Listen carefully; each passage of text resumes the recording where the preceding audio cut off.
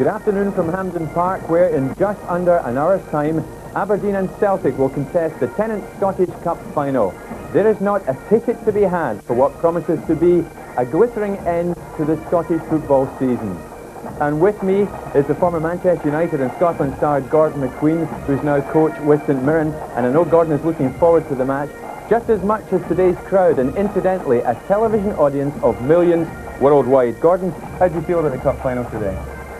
Well, I'm going for Aberdeen. I mean, they say you should never back against either the Old Firm and the Hampden Cup final, particularly, the crowd behind them, and particularly Celtic today with a fantastic record of late. I don't think they've lost a Scottish Cup tie since, February '87 or something. Sure. But I just don't think you can switch on and off like that.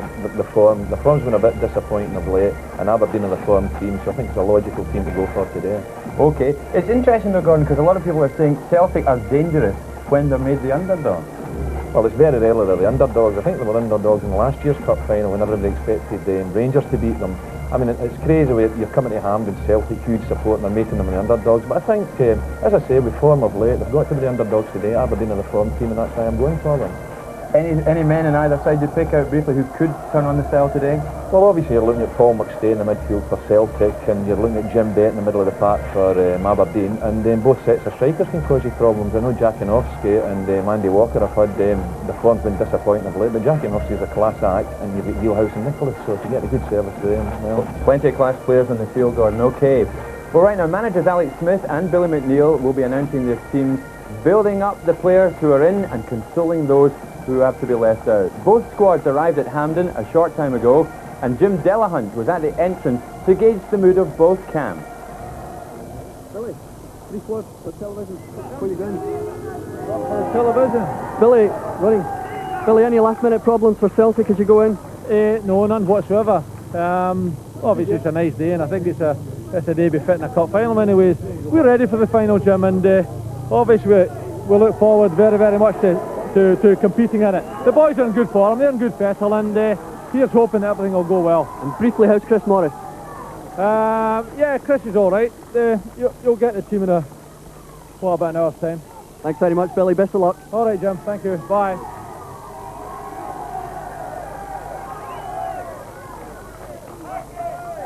Quick word for Scottish television. Yeah, certainly. Alex, how was the journey down, first of all, from the hotel? Smashing.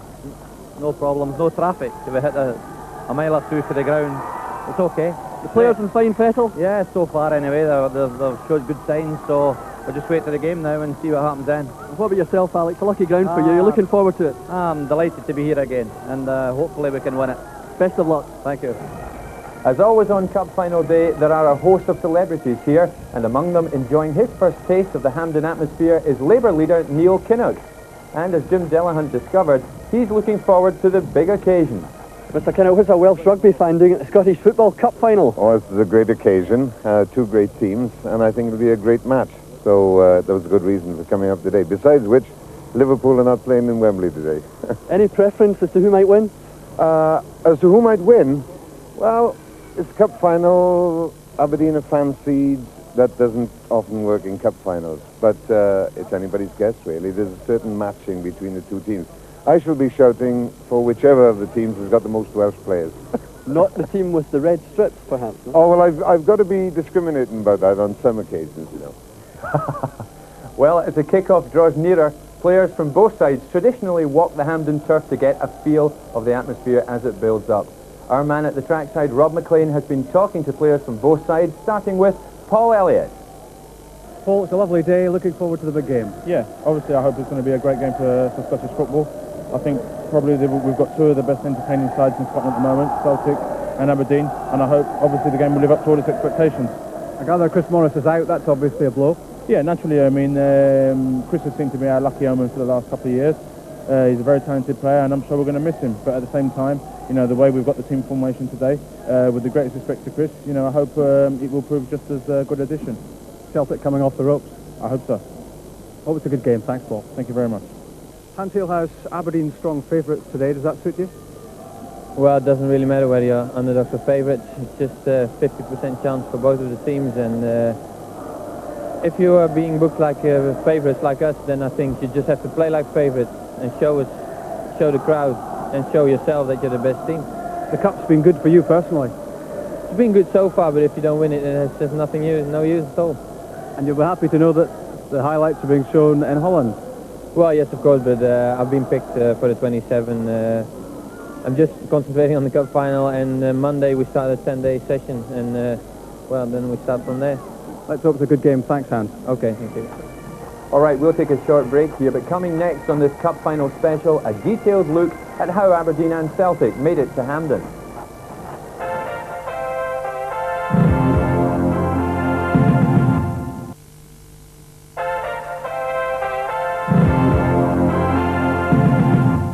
Hello again. For Aberdeen, this is their first Scottish Cup final since 1986, when Alex Ferguson managed them to the last of his 4 victories in the tournament.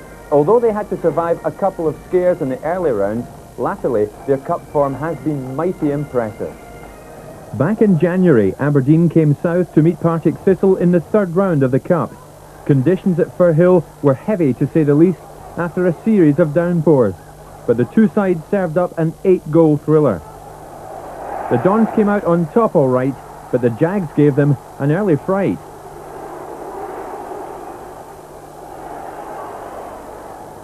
There's a great through ball. John Flood into the box he goes. A left foot shot. It's under Michael Watt, and it's in. Partick Thistle hit the front, and it's Callum Campbell with only 2 minutes gone.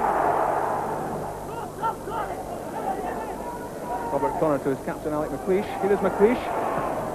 Fires that ball in. Van der Ark scores. Too clever. Gallagher to fly. Here's Callum Campbell. What a chance. What a mistake by Brian Irvine. Tackle from behind. And it's a penalty to Partick Thistle. So it's Chick Charnley with the penalty. Drives it in. Charnley's 7th goal of the season. What a vital one that is for Partick Thistle. Alec McLeish forward to Van der Ark. Nicholas good control under pressure from Kennedy. Charlie Nicholas now. That's a great through ball. Here's Brian Grant. Can Grant score? Yes, he can. A brilliant ball from Charlie Nicholas. Picked out Grant. The finish was composure itself. There's the corner. There's the head of Irvine. It's dangerous, and it's a goal. It's Willem van der Ark. Here's Brian Grant. Here's a chance to race through the middle. He's got feet of Jordan. He's got Mason on the right. There, it's fired in, and it's a tragic own goal. Jim Kerr. Aberdeen building again. Van der Ark, good head flick. Paul Mason racing in after it. Does well, wins the ball. Mason must score, and Mason does score. Van der Ark cuts inside. A shooting chance for Van der Ark on the edge of the box. Fires it in. There's the shot, and there's the goal. And that's the Van der Ark hat-trick. In February, the Dons were at home to Morton, but the men from the First Division had a shock in store. Tommy Turner putting them ahead. The Dons remember it well. Gale force 10 that day. The pitch was really heavy, and credit to Morton, they had a real go at us and they played good football, and they took the lead actually, and it wasn't against the run of play, they deserved it. But we battled back, and we were strong enough in the end to come through. And that one was probably a turning point for us, because we'd been having a bad spell in the league, and we got over that hurdle, and from then on we've really grown from strength to strength. They got over that hurdle, but they got themselves over it. A pinpoint cross from Paul Mason, and Hans Gilhaus levelled it.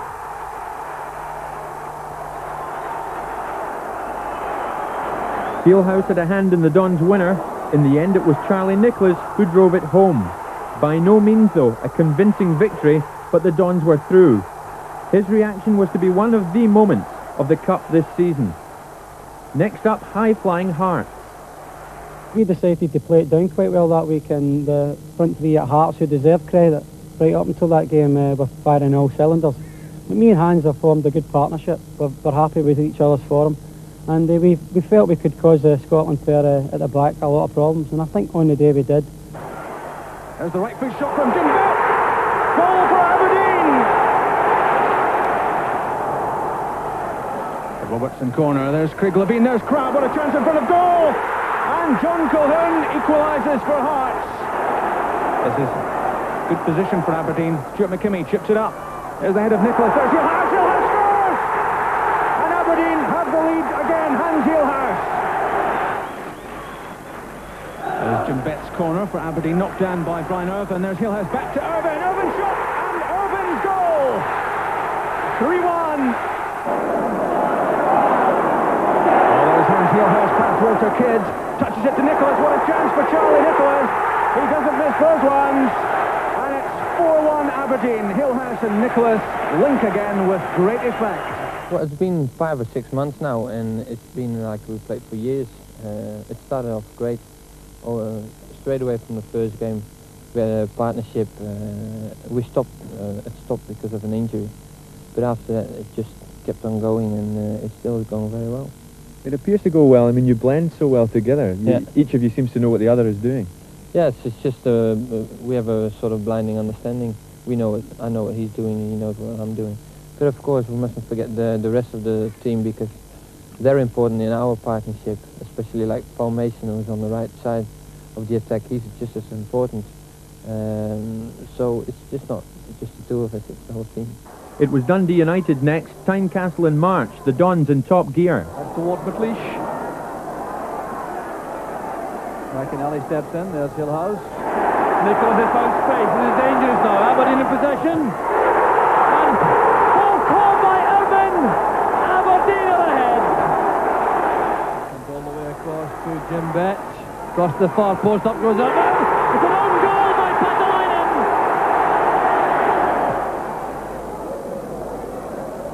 To the gap it goes in, Van der Haan. 3-0 to Aberdeen, and once again, it's an own goal. Chases on for Gilhaus. Checking inside, Krivojevic, great play by Gilhaus. A magnificent goal by the Dutchman. That sets the seal of the Aberdeen performance. The man who set the Dons on their way that day at Tynecastle was defender Brian Irvine. It was a personal performance and a result that he'll remember for a very long time. Well, I think I got the man of the match because they thought I'd scored 2 in the press box, but I'd actually only scored 1. So if they'd known I'd only get 1, perhaps I wouldn't have got the man of the match, because there was a lot of good players in the team that day. We just played really well and got the goals at the right time and won well in the end. As far as your own career is concerned, what would it mean to you to be in the Dons Cup winning team tomorrow? It sounds corny, but I mean, as a boy I always supported Aberdeen, and I remember watching them lifting when they won the Cups earlier in the 80s, and just to be part of a winning team now as a player would just be fantastic. I've had a couple of shots in the subs bench in the Skull Cup earlier in the season and the season before, and just to be part of the winning of it this season was fantastic. So this would be a further thing, because the Scottish Cup probably is that wee bit more special. Dons manager Alex Smith has guided a side to Scottish Cup success before. The year 1987, the club St Mirren. Now he's out to do the same with the Dons, and he'd be the first manager since Jock Stein to do a cup double with 2 different clubs. I just think he won the cup for the club, and if it means something else to me afterwards, then that's great. It would be nice right enough, I must admit. There's a particular magic about the build-up to the cup, isn't it? Yeah, all week, and even before the week came in, last week when we started to sell the tickets, and you've seen all these spectators down buying tickets, and they came from 100 mile away to buy tickets, and they're queuing away around the corner, and 5 and 6 deep. I think that's tremendous. You start getting the feeling of the cup then, and the whole thing starts to build up, and it's something special. It's well worth it. Oh, Gordon, the Dons, there we are. That's their cup run. What do you make of their performances? Well, they've scored a lot of goals, that's for sure, and I think very impressively against Hearts, which was a tricky tie. I mean, Hearts were the flavour of the month at the time. You know, you'd Coyne, Crabbe, Robertson scoring a lot of goals, and they went there full of expectation, and Aberdeen gave them a bit of a thrashing. Then, of course, they've got their old rivals Dundee United in the semi-final, which you'd thought would have been a tight game, and they got another 4. Dundee United get beat by another 4, so I mean, it's impressive stuff so far. Yeah, Gilhaus was fabulous in that game. How do you rate him? How would you have relished playing against him? Well, I think playing against good players always brings the best out in you, and he's been a magnificent signing for Alex Smith. I mean, you thought he wouldn't have topped Snelders, getting him from Dutch football, and yet he comes up with one better than Hans Gilhaus. I mean, just a bit of class. And talking of class, I mean, you mentioned earlier Jim Bett. Again, so much depends on him to play well today. Yeah, Jim Bett and Paul McStay, obviously the key men in midfield. As we've seen so many times this season, Jim Bett, a key man for Aberdeen, a key man for Scotland qualifying for the World Cups. And I mean, he can play, he's a smashing passer of the ball, he gets past people, he probably plays a bit wider in the midfield than what Paul McStay does, and gets great crosses in. An all-round smashing player. Right, well, so much for the Dons Cup run then. But no one at Celtic Park needs reminding of the importance of today's game. Although statistics count for very little at this stage, Celtic can perhaps take heart from one. They've conceded only one goal on the way to the final. Rob McLean's been monitoring their progress. Whatever the outcome this afternoon, the Celtic team picture is certain to change. Another cup success would salvage some pride and ensure a place in European football, but not disguise the problems. Polish striker Dariusz Dziekanowski put Celtic on the road to Hampden with a late winner at Forfar. That set up this dramatic moment in the fourth round draw. Holders will play Rangers. That's Celtic against Rangers. So the first half drawing to a close with Celtic on the attack again. Here's Tommy Coyne. Sideways to Dziekanowski. Here's Joe Miller. It's a great chance for Celtic. 1-0 to Celtic. I think at the time the boys were going through a bad spell, and the result did us a world of good, and we came all the way here to the final, and hopefully I'll be involved in the 13 on the day. Have you worked out yet what part of your anatomy the ball went in off? Yeah, well, it went off my thigh. Someone said it was my eye, but it was my thigh. I think that in many ways was a cup final in advance of the cup final. And the real aim of getting through that game was to get to the final. We've done that. We'd like to see if we can do the same again. Just as they'd done in the league, Dunfermline made life difficult for Celtic in the cup. The quarter-final went to a replay, which new captain Paul McStay set alight. Safety again inside, looking for a shooting chance. McStay makes it 1-0.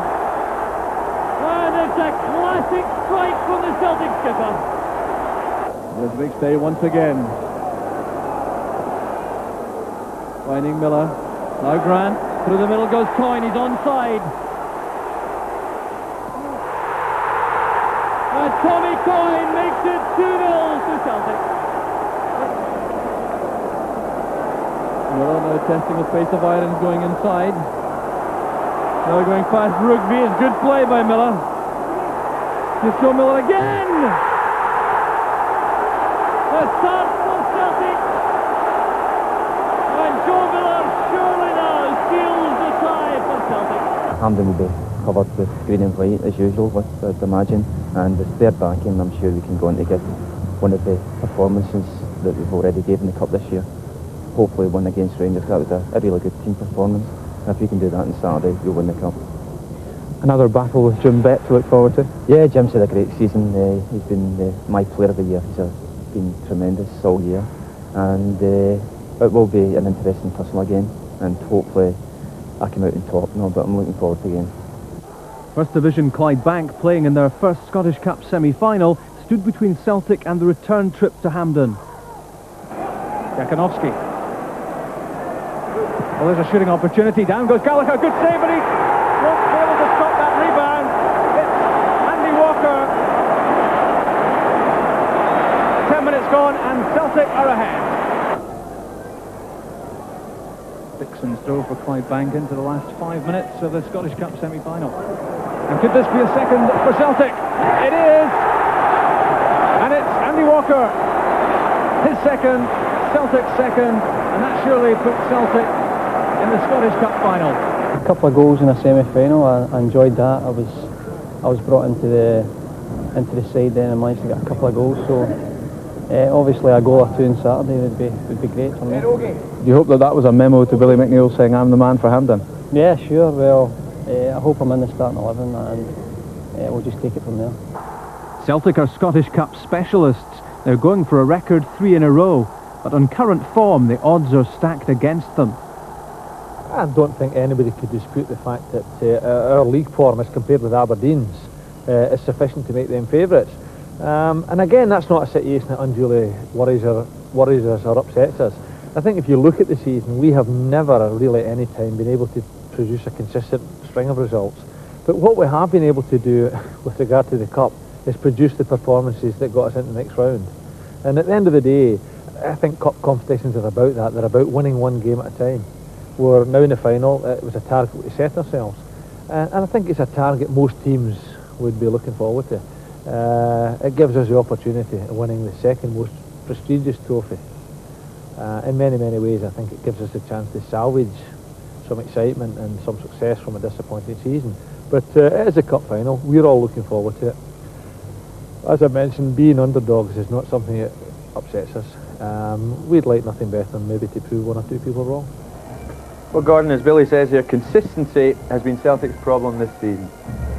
Yeah, obviously, I mean, I think they thought maybe the turning point would be beating Rangers in the Cup, which was a great result, but it's not worked out that way. Their league form's been a big disappointment since, but as Big Billy said, they've got into the next round each time, they've got to the Cup final, and I think they'll need a performance like what they gave against Rangers to win here against Aberdeen today. As he says too, Gordon, they're not bothered by this tag of being the underdog. Well, it must be lovely for one of the old firm to be coming to Hampden and not being the underdogs for a change, because obviously most times they are, unless they're playing one another, so that's something unique for Celtic. I mean, you play at the highest level. Would you rather have gone into a cup final as underdogs or as favourites? Well, I think I'd rather have gone as favourites, because all the experts are judging you being the best side. So, I mean, I don't mind going in as favourites. Nothing Billy has said is going to sway you? You're still sticking with the Dons? I mean, I'm just going by form, by logic, and I know it's difficult, as I said earlier, backing against either of the old firm, but I'm going for Aberdeen today. All right, Gordon. Well, we'll take another break there. Coming up, the views of our commentary team, Jock Brown and Paul Sturrock, and what the respective sets of fans think of the big match.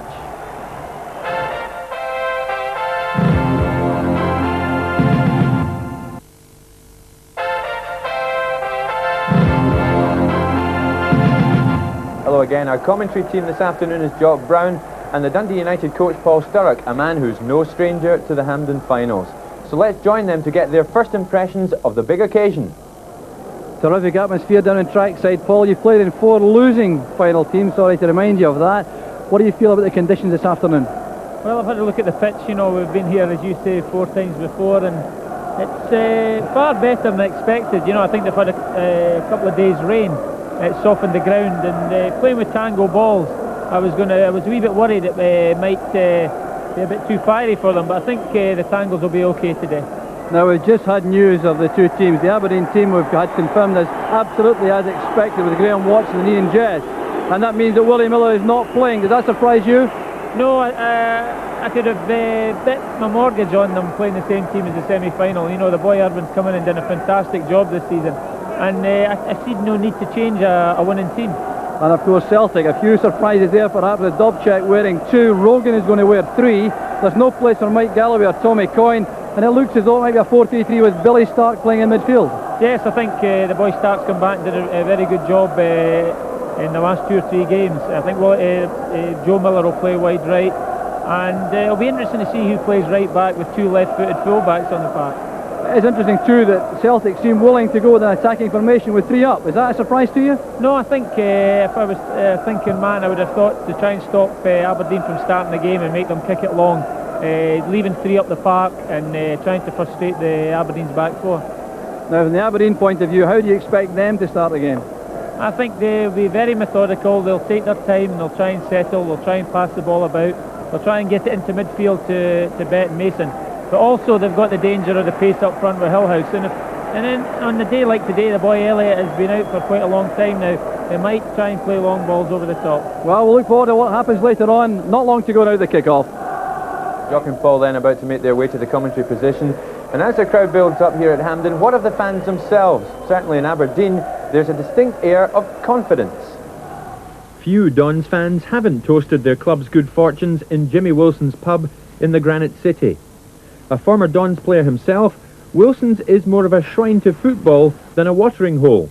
Inside there are Dons past and present, and there are Celts past and present.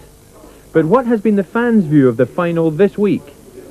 Well, mostly they're Aberdeen, but we get Celtic supporters in here as well, so I've got to watch what I say here. We've a lot of Aberdeen fans in here, and they obviously fancy the Dons. Where are Aberdeen's strengths? I mean, who's going to win the game for them? Gilhaus is a good player. He's a right good player. You know, I think he's the best player I've had here since the days of Zoltan Varga. Another foreigner. Bett's playing well. Big Alex playing well. The goalkeeper is a right good goalkeeper as well. Probably maybe Willie and Snelders hadn't been injured, Aberdeen might have cleaned up. this year, you know. Cup final's a cup final. Could go either way, Celtic or Aberdeen. But, on the other hand, Celtic might have their problems. We haven't at the present moment. I just thought Aberdeen go all the way and get the double, not put something up Rangers. They haven't got this season. We've got 2 and they'll only have 1. Aberdeen's never been an overconfident football team. They've always been a positive type of football team that tend to go for every game that comes up. And, well, as far as I'm concerned, they do well. You live in Aberdeen, but your loyalties don't lie with Aberdeen. You're a Celtic man, am I right? That's correct, yes. So what about the game? We'll take it 2-1, maybe go extra time. Going to Hampden is favourites. Yes and no. If I was playing another team, bar Celtic, very seldom go to Hampden is favourites. It bothers me. That bothers me. So you've got your doubts? Yes, I have got my doubts. Playing Celtic. Dziekanowski could turn it for us. Yeah, I think so. What kind of performance is it going to take from Celtic though to win it? Because Aberdeen are the team on form, obviously. That's when we are best, when our backs are against the wall. Yeah? Well, I think they just got to turn up and beat us, but it's going to be a different result that last Wednesday was. Plays a team, teamwork, Aberdeen will do it. You enjoyed the Skull Cup final. Are you going to enjoy the Scottish Cup final as much? I've been to every cup final, Scottish Cup, Skull Cup, that Aberdeen's been in, and I'm going to enjoy this one just the same. Good for you, sir. Well, we've talked to the Aberdeen fans. Now it's the turn of the Celtic faithful. After a disappointing season in the league, there were plenty of outspoken views to be found, as Rob McLean discovered. Greenock, the tail of the bank, home for First Division Morton and home too for a legion of Celtic fans. The supporters club is one of the association's biggest. From inside come some controversial opinions. Basically, I think it was the better if Celtic get beat. So as the present board would go and get their finger out and bring the likes of John Collins, Charlie Nicholas, and maybe an half year their names to Parkhead. But deep in the heart, you do hope that Celtic would win the cup. But basically, it'd be more beneficial if they lost. They've got the best support in the world, and it's terrible results we've been getting against. We're getting beat off everybody. It's been an embarrassment since Mo Johnson affair. It's been an embarrassment to be a Celtic supporter all over Scotland. Everybody's slagging you. Oh, you support Celtic. You're going to put a ball of club over your head. Plus, I just hope they do the business because, as you say, they've got the best support in the world. I don't know how they have the same crowds as Liverpool or that. They keep telling them we've got no money. They must have money. They sell Roy Whyte and another 2 players. They got 800,000 for that, but they never really bought anybody. They'll win because the guts is there. You know, they've got the guts. The boys will do it. But at the same time, you'll need to spend some money. Well, I think Celtic will win as well, simply because they've got to. Otherwise, they're not in Europe. So they've got more to play for than Aberdeen? More to play for. Celtic will win. Why? Because I think their cup tradition, what we'll see them do on the day. We were right off against Rangers, we beat Rangers comfortably, supposedly the best team in Scotland. It's a long time since we've been out of Europe, and I think that's important to the fans, important to the club for money. So you think the players will respond? I think they'll respond, yes, to the chance of getting into Europe. The whole season is based on 90 minutes. So that's their season. 90 minutes, they've got Europe, as the boys were saying there. That's what all boils down to, 90 minutes. Well, they haven't played, they've been playing bad, right? They're going to play on Saturday. I know they're going to play. Just the final. Going to the final. Rangers carry Sloggy, nobody is going to that, but Sloggy carry. They will play, they will win on Saturday. I know that for a fact. I'm going to a wedding this Saturday. That does young brother, mate, he gets married on Saturday and that's me, I can't see the game or nothing. That's me, snooker. So how are you feeling about that? I don't know how he's feeling, I'm feeling bad anyway, I've got to go. But he's a nice lassie. And that's the main thing. Good man. What about the atmosphere, Gordon? It's building up. Cracking day for it. Well, I mean, it helps when you get a day like this and you've got 2 smashing teams stacked with good players and dressed up a bit here as well. The Flintstones have arrived. I love it. Great stuff. It's a wonderful atmosphere. Aberdeen and Celtic supporters mingling too outside yeah, with well, each other. I mean, that's great to see. I mean, in Scottish football here we've got a trouble-free record at crowds, which is terrific, you know. And it's a great atmosphere and a great day out for Scottish fans. Great, Gordon. Well, a particularly interested spectator this afternoon is the St Johnstone manager Alec Totten. Now his side will be facing the likes of Aberdeen and Celtic in the Premier League next season. He's with Rob McLean down at the trackside to talk about their prospects. Alec, firstly, congratulations on what's been a fantastic season for St Johnstone. Thank you very much, Rob. Yeah, it's been a marvellous season because we moved into our new stadium, McDermott Park, a stadium we're all very proud of. I think the contribution from everyone, the chairman, directors, backroom staff, players and fans have been marvellous. And again, the pressure's always on the players because they're sitting top of the league. And I think they handle the pressure quite superbly. And last Saturday, they got the cup presented, and also our young team, the reserve team, won the Reserve League East. So obviously last Saturday, I was a very proud man indeed. You've got promotion playing football, but what's the story next season? Well, since I came into management, I've always loved to play football. I think the ordinary fan pays good money on a Saturday to be entertained. It's always been my policy. So hopefully next season we'll do that too, but possibly away from home we'll have to tighten up a bit, Rob. A couple of new signings? Yes, well I think irrespective of what division you're in, whether it's the Premier League, First Division or Second Division, you're always looking for new faces. I think the fans look for new faces too, and competition for places, so there will be new signings, yes. What about this game here, Celtic against Aberdeen? Interesting to learn that Celtic are going to play it with two centre halves, Elliott and Whyte, Wdowczyk sweeping behind. Yeah, that's very interesting because the boy Wdowczyk is all left-footed, you know, and he's going to play right back, so I believe Aberdeen could capitalise on that with Gilhaus wide on the left. I think it should be a marvellous game because both teams love to play attacking football. Celtic obviously had a trying season, but again they've been here on many occasions in the cup final, won plenty of cups. But Aberdeen, I feel, have more quality players, so at the end of the day, I think it'll be down to quality, so more money will go in Aberdeen. Alec, thanks very much. Let's hope it's a good game. Thank you very much, Rob. Thank you. Alec Totten's money is on Aberdeen. Well, let's have a look at the Aberdeen lineup now. I think we can see that now, Gordon. No Willie Miller. No, I wouldn't have been like the guy that told him he wasn't in the 13. I mean, they've been drawing short straws for that last night. Alec Smith and his backroom staff. I think it is the team that we expected. He's sticking with the guys who have done him such a turn in the cup run. Yeah, and I think, as Alec Totten said there, Celtic have got a lot of good players, but I think Aberdeen have got more of them. Sure. OK, now there's the Celtic lineup. Now we didn't expect that. Wdowczyk number 2, Rogan number 3. Yeah, well, that's a big surprise. It'll be interesting to see who plays where. I mean, two left-footed players playing in. Obviously, one of them's got to go to right back. I think they'll play a pretty square back four. We start Grant and McStay in the middle of the park, and Miller, Dziekanowski, and Walker up front and have a go, as Celtic always do. And a dream come true for Billy Stark, coming back and going straight into the cup final team. Yeah, well, they need people like that, particularly today. I think, you know, hardened professionals like Billy Stark. They've missed him this season. All right, Gordon.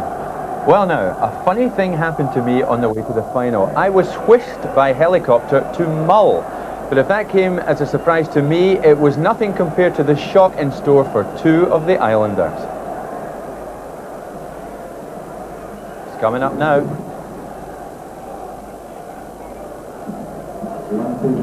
This has come as a surprise to us as well because we don't have it. Okay, well, we'll get that report shortly. In fact, I think it's coming up now. As I said to you, it was this morning. I was whisked off by helicopter to Mull. Most of the Hampden-bound supporters were just waking up early this morning when I met Captain David Clare at the helipad beside the SECC in Glasgow.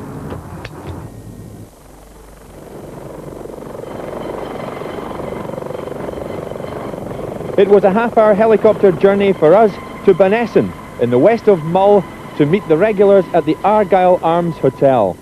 In store, a huge surprise for two of the Islanders, both of whom were planning to watch the cup final live on television. Waiting to meet us, hotel owner Anda Campbell and his wife Helen, and almost all of Bannesson 300-strong population were out to give us their welcome too. Yeah, good Celtic club this. I'll see Aberdeen supporters as well. How the woodwork here. Morning, Aberdonians and Mull. I can't believe it. Aberdonians. Let me put you in the spot then, Anda. What is your neutral prediction? Well, I go for Aberdeen. You're going to go for Aberdeen? Yeah, they've played a lot of good football this year. I don't think that went down too well with the Celtic lads in here. Well, they don't know too much about football, so I'll tell you what I'll do with you. I'll now go and have a word with some of your regulars. Certainly, right. If I'd let my head rule my heart, I would say 8-0 for Aberdeen, but I honestly think that Aberdeen should win convincingly.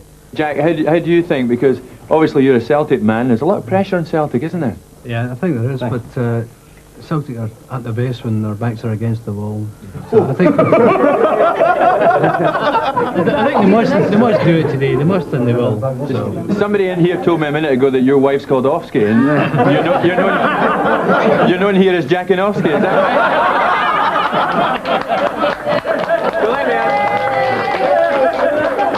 So let me ask the two of you. I mean, do you enjoy a day like this? You know, presumably you'll watch the game on Scottish television here in the hotel in Mull. Yeah. No fights at the end. You can't help but enjoy it here.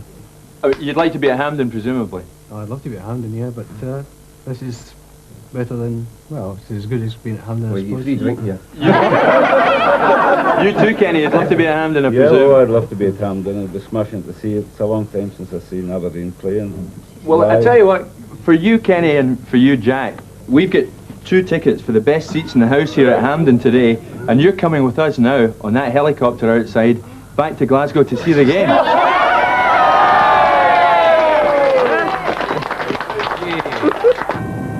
So it was goodbye to Mull for the day as Jack and Kenny set off with me back to Hampden in Glasgow. The helicopter ride was almost as much of a thrill as the up-and-coming cup final itself. Jack, the headmaster of the village's primary school, and it was a chance for him to get a bird's-eye view of the classrooms below.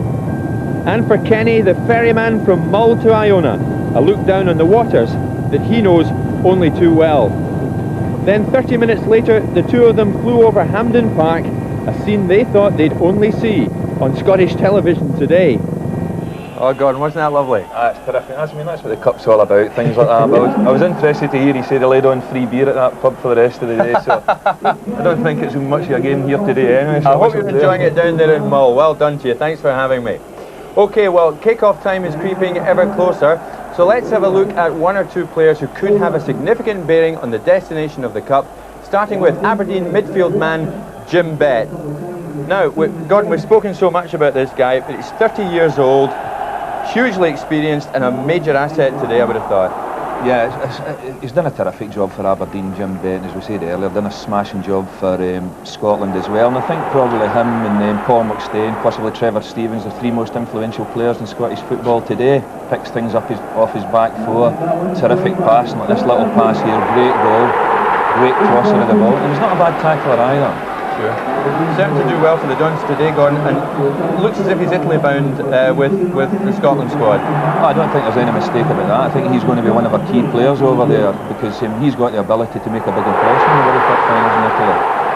Great goal in the opener there at Pittodrie against Hearts. Well, of course, I mean, we couldn't look at Celtic without having a look at captain Paul McStay. A lot of pressure on him today because a lot is going to be asked of him, Gordon. Yeah, well, I think Paul McStay is one of those players, he's got the ability today to go out and say, look, I'm going to win this cup final for Celtic, and he could do it. I mean, he's got everything, he's got great passing ability, he's got fantastic balance as well. I just wish sometimes he'd be a little bit more arrogant than what he is. Yes. But I mean, he's got everything. Do you go along with the belief amongst certain Celtic supporters, Gordon, that if McStay plays, Celtic play? I don't think there's any question about that. I mean, he's vitally important for Celtic, and they'll be looking to him today for turning it on. And if he does well, I mean, I wouldn't say you've got a shock, but it wouldn't be a huge shock Celtic beating Aberdeen here today. But he could influence proceedings in a big way. Sure. We hear today that the Dutch Football Federation have a presence at Hampden to look at Hans Gilhaus, who, of course, is in the Holland squad. Now, what do you make of him, Gordon?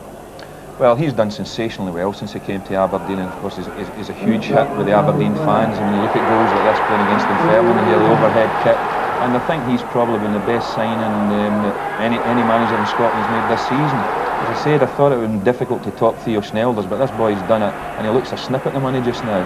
And he's done fantastically well with players for Holland, Alex Smith, Paul Mason, Gilhaus, and Van der Aap and Snelders. That's a little bit of class here. Picks Charlie out, Charlie controls it and slots it in, and they've ended up a terrific partnership, these two. And it must be a bit disappointing for Gilhaus that Charlie's thinking about leaving now. Sure. Tremendous goal there, Pittodrie against Hearts. Okay, so much for Hans Gilhaus. Celtic supporters, no doubt, will be looking to a man called Dariusz Dziekanowski to score the goals today, if there are going to be goals scored for Celtic. There he is. How do you rate him, Gordon? Well, he's very, very classy. I think when they brought him at the start of the season, they said, well, who's Maurice Johnson? And they forgot the Maurice Johnson thing because he was doing really, really well at the start of the season. But he seems to have went off the boil a bit in the last 4 or 5 months. And there's a tendency for Dziekanowski to do a lot of his good work outside the box and maybe not get in where it hurts. Because for a Celtic centre forward, he's not scored many goals, which is unusual because Celtic bomb forward and make a lot of chances. If he turns it, I mean, he could be the guy with his class that could turn the game the day in Celtic's favour. He's got the class. Yeah, he's got the class to do it, and he'll be used to this type of atmosphere. He's played in front of gigantic crowds in Poland, so I don't think this will put him off today. All right, Gordon, good stuff, thanks. Just 4 of the players there who could have a major influence on today's outcome. But the goals have been fairly evenly spread through both sides in the Cup campaign, interestingly. I just wonder, if I was to put you on the spot, give us a score prediction. Do you think we're going to see a lot of goals today, Gordon? Well, I hope we're going to see a lot of goals. I mean, there's certainly the people playing today, you know, the people we mentioned, Dziekanowski, Walker, Gilhaus, Nicholas, that are capable of scoring goals, and I think we'll see a scoring game today, maybe 2-1 to Aberdeen. As I said, I've got to stick with Aberdeen. All right, well done, Gordon. Let's hand over to the commentary team, Paul Sturrock, and our commentator, of course, Jock Brown. Yes, the final now, just about 7 minutes away, and we've been looking very carefully at the events out there in the field. And Paul Sturrock in particular was looking at the two sides warming up. What impressions did you derive, Paul? Well, I think obviously, you know, you can take a lot of things out of the warm-up. Obviously Celtic, they were bouncing, you know, I mean, they had everything, you know. I feel that they are the hungrier team on the day. They've got a lot more at stake today, fan-wise. You know, it'd be a terrible season for them to come out with nothing. And I think on the day, I think Celtic will win the game. Well, it's a very clear and bold prediction there from Paul Sturrock, and not affected, Paul, by the team selection which Celtic are forced to make in view of the absence of Chris Morris. No, I think the boy Wdowczyk will go to right back, or Rogan. I think they have planned their system as 4-3-3, and I'm hopeful that they can get it out to Joe Miller. He can cause some problems down the right hand side. So there's some very happy looking Celtic supporters. The balloons now being released at the Aberdeen end. Red and white balloons hoisted, and the sun starts to peep through the clouds at this stage, almost on cue. So the Aberdeen fans giving these balloons a great reception. At the other end now, the Celtic green and white balloons are released, and that has generated a lot of noise from the east end of the stadium. It's a very colourful setting now, and the sun is now on the field. So the teams will be coming out very shortly indeed, and there are a couple of young men here about to experience a great treat. The two mascots will be coming out. There's George Smith, the referee, leading out the two teams. The mascots are there with each side, Gerald McDade and Cameron Strachan, who won the competition to lead out the teams. So Celtic dispensing for the most part with the tracksuit tops, but Aberdeen not taking any chance with the temperature out there. A marvellous setting again. You can see from that picture the way the sun is now bathing the stadium. So the lineup for the two teams coming up, and there's the Aberdeen squad. And there's the team. There are really no surprises there. Willie Miller has not made it for the final. Brian Irvin's excellent performance this season, earning him a place in the final beside Alec McLeish in central defence, with Paul Mason, the player who could turn Aberdeen from a 4-4-2 to a 4-3-3.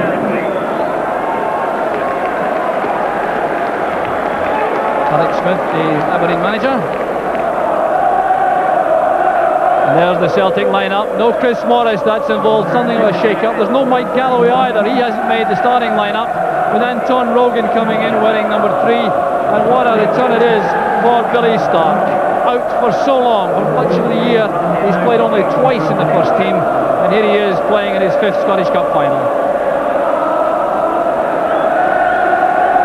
So the stage of the proceedings, the players dislike most perhaps. There's the little mascot there, Cameron Strachan from Aberdeen, being spoken to by the SFA Secretary Jim Farry as he goes along the lines of the players. So it's a big day for Cameron Strachan, a day he will certainly never forget. Lining up there with his heroes, Alec McLeish looking after him,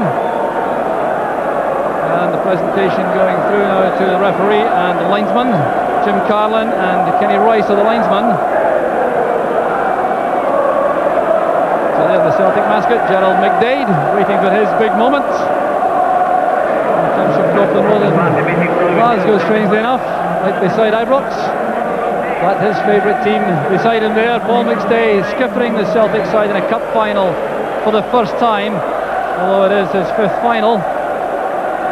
Key man this afternoon, Paul McStay, without any question. So the SFA president, Peter Gardner, goes up the line, led there by Jack McGinn, the Celtic chairman. Tim Farry at the end again, the SFA secretary, his first cup final. In charge of the SFA, having succeeded Annie Walker earlier this month.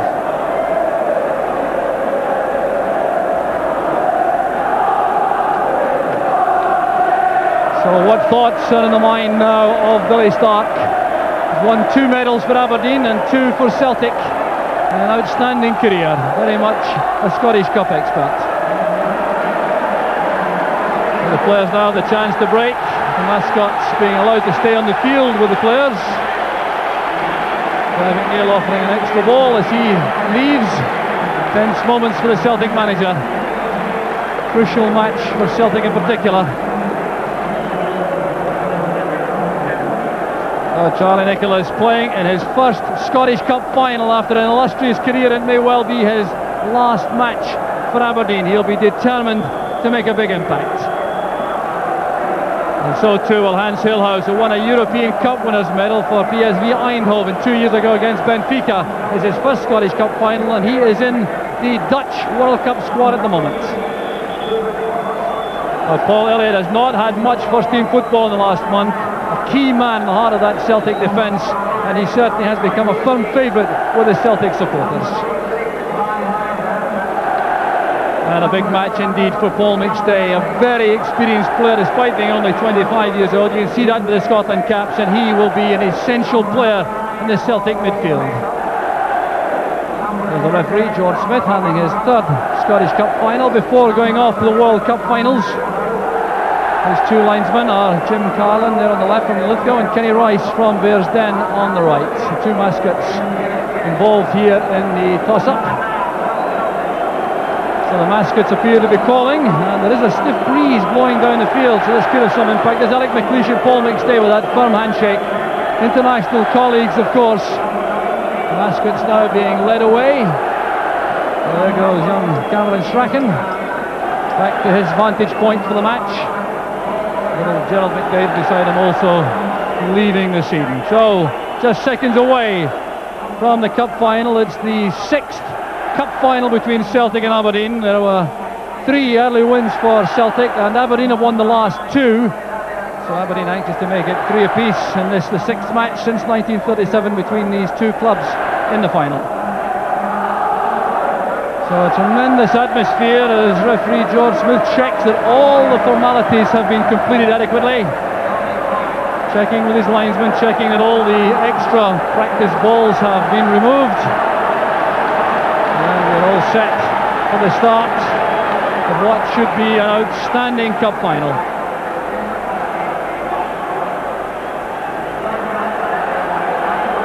So all eyes for the moment on referee George Smith. He checked with his linesman. And the Tennent's Scottish Cup final is underway. Anton Rogan hugging the left touchline early on, and there certainly are some early indications of the Celtic formation for Paul Sturrock to explain. Well, Jock, Celtic have come out with 2 markers and a sweeper. The boy Wdowczyk went to sweeper, and Whyte and Elliott. Elliott's picking up Gilhaus and Whyte's picking up Nicholas, with Rogan and Stark pushing down on either side. So Celtic trying no doubt to surprise Aberdeen with their formation. Certain changes forced, of course, by the absence of their mascot, the lucky mascot, Chris Morris, who's never lost a Scottish Cup tie in Celtic colours. 2 winners' medals, but unable to play this afternoon. There goes Alec McLeish across the bows of Joe Miller, a former Aberdeen player. It's well won by Derek Whyte. Here's McStay. Wdowczyk looking for Walker. The marker there was David Robertson, and he has been penalised. It's a free kick to Celtic, already taken. Here's McStay. He has Stark on the right. Back it comes to Dziekanowski. Down he goes, and that challenge from Grant. Some faint appeals for a foul inside the penalty area. Jim Bett stopped there. He thought he was fouled by Walker, and McLeish is able to run it back to Snelders. So a hectic opening burst from Celtic. Yes, I think definitely the Gilhaus-Elliott battle will be the big key to the game. It's how the boy Elliott, after being missing for a few weeks, will handle Gilhaus. Gilhaus is exceptionally fast, and in a big pitch like this, I think Aberdeen will be trying to use the long ball more often than they have in the past. Wdowczyk with the throw. The off from Miller doesn't quite go right. Whyte's header gives Aberdeen possession with the throw. They have opened up with familiar back four formation. McKimmie, McLeish, Irivine and Robertson. Charlie Nicholas dropping deep. That's a fine pass. Looking for Grant. It breaks now for Bett. Connor calling for the ball on the left. Bett trying to go away there from Dziekanowski. The tackle comes in. The result is a goal kick to Celtic. Jim Bett clearly unhappy about that decision. Trying to ease himself beyond Dziekanowski. He did well matching Bett going back into defence.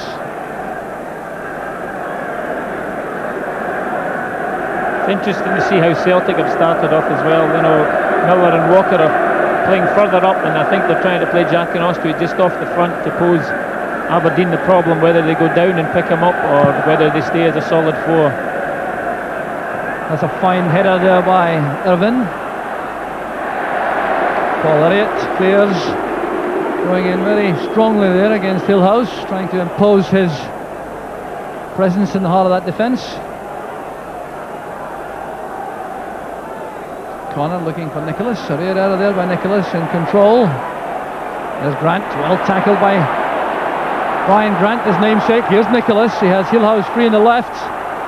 Paul Mason making his way into the penalty area. Nicholas also waiting. And a good block by Elliott, allowing Celtic to regroup in defence to face this throw, which is a very dangerous one because David Robertson will take it, the young left back. Capable of a very long throw indeed. Brian Irvine is going forward to provide a target. Irvine going up there with Elliott who wins it. Grant returns it. Here's Gilhaus taking on Wdowczyk.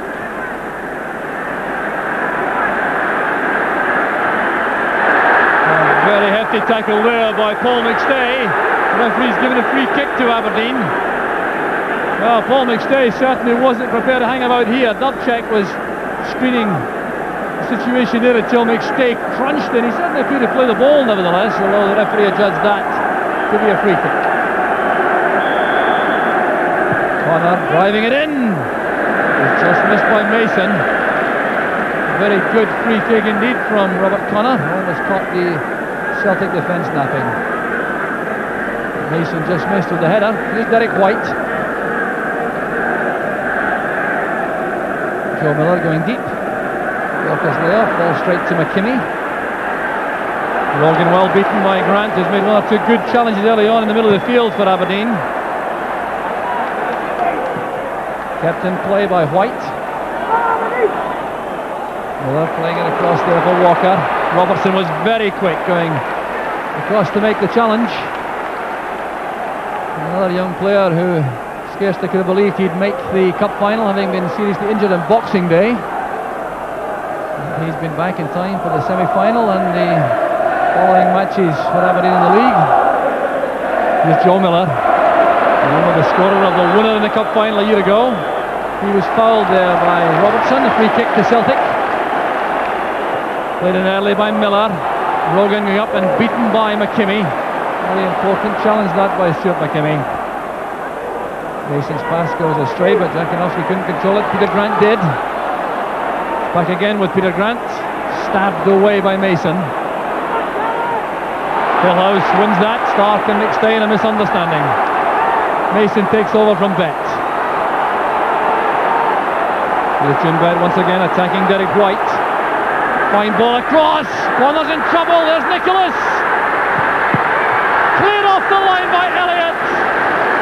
Magnificent attacking play by Charlie Nicholas. And the rescue completed by Paul Elliott. Great play inside the missed it by Charlie Nicholas. He couldn't have reckoned with the presence of Elliott on the goal line. So a corner kick to Aberdeen, but really they must have been expecting the opening goal.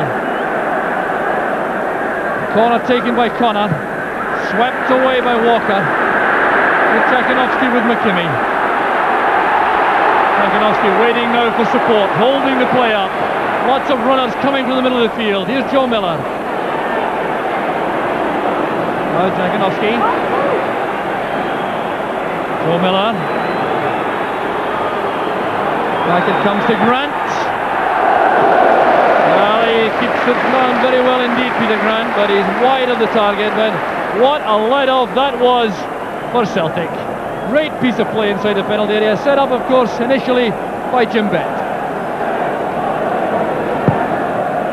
Another interesting tussle could be that Jim Bett has teed off against Paul McStay. I was very surprised about that. I thought the boy Grant would have played centre of the midfield and Jim Bett right. But it seems to have worked out. I think Celtic have now changed and put McStay aside Grant, trying to take him away from Bett. Here's Wdowczyk trying to release Walker. The interception is made by McKimmie. Good running by Bett to the right once again. The tackle came from Whyte. This is shaping up to be a magnificent match. Here's Andy Walker. The long ball picking out Billy Stark, appearing on the blind side of the Aberdeen defence. A good block made by Robertson. The ball turned away for a Celtic throw. What an excellent start to the final. The match being played at a frantic pace, but with a lot of quality also, coming from both sides. Billy Stark being waved back by the referee to take the throw. Dziekanowski. Here's Grant. Heading for the byline, that's a good cross. Brian Grant did well, getting there ahead of Anton Rogan. Here's Rogan again. Back with McStay. Good play by McKimmie, very quickly to the ball. And superb play by Nicholas. The pass asking too much though of the pace of Hans Gilhaus. Elliott read it well. But Charlie Nicholas certainly looking as though he has all the confidence in the world up front. Here's Joe Miller though for Celtic. And an unfortunate stumble there by Miller. That's some ominous signs there up front for the Celtic defence from Charlie Nicholas. Yes, I think Charlie's noticed the pairing Gilhaus and Elliott. That's an early ball he attempted straight away over the top. But the boy Elliott, very confident, dropped off Gilhaus and covered really well. I think interestingly also that the boy Dziekanowski's been on the ball quite a lot in the early stages because of the position he's playing in today. Rogan's header collected by McKimmie. Wdowczyk got a vital touch there. Nicholas is waiting behind him.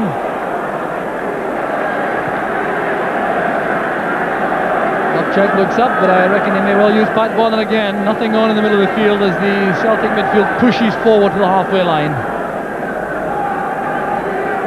So Celtic with Stark on the right, Grant and McStay in the middle, Rogan on the left, Dziekanowski playing just behind the front two of Walker and Miller. There's Peter Grant. Whyte's header, helped on by Dziekanowski. Grant to McKimmie. Whyte's header. Well won again by Brian Grant. Appear to be caught there as he challenged for that ball. Tripped by Paul McStay, and the free kick goes to Aberdeen.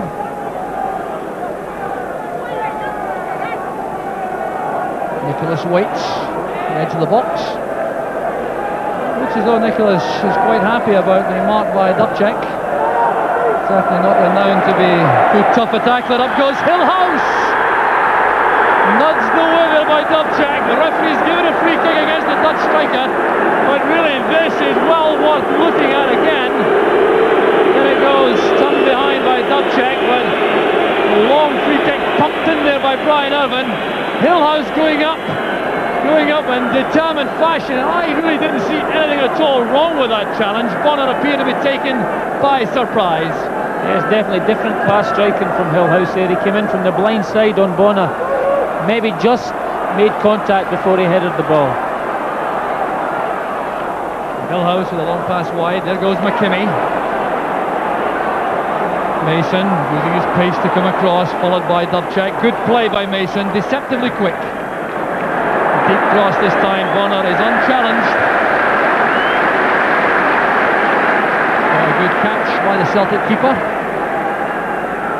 Well, the jumping ability of Hans Gilhaus has become well known since his arrival back in November. And he almost made Celtic pay with that effort. Irvine's header. Here's Paul McStay.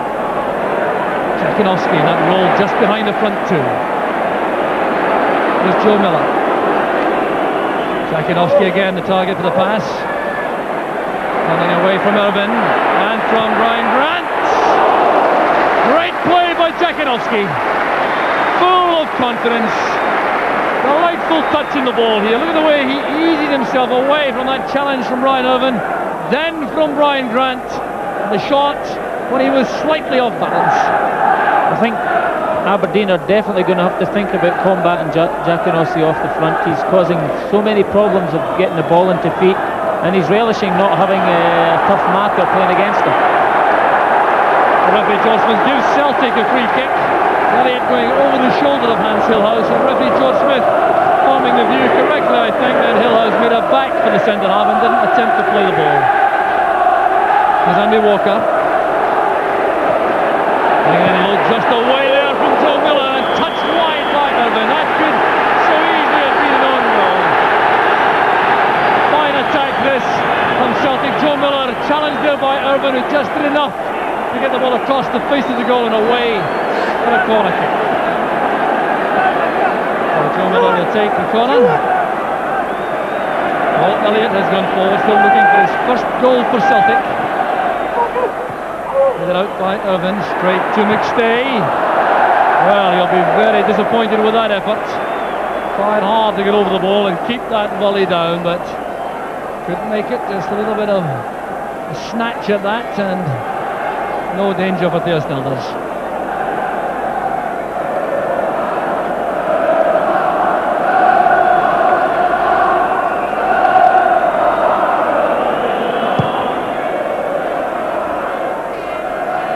Header by Whyte. There's Irvine. Nicholas going for this with Elliott. Elliott's shown too much of that to Charlie Nicholas. Good running by Connor in support. Elliott's out of position. Back with Nicholas. Jim Bett offering himself in midfield, but Nicholas retaining possession. Reacting to a call from McKimmie. Good challenge by Rogan. What a fine recovery by Jim Bett. This is Grant.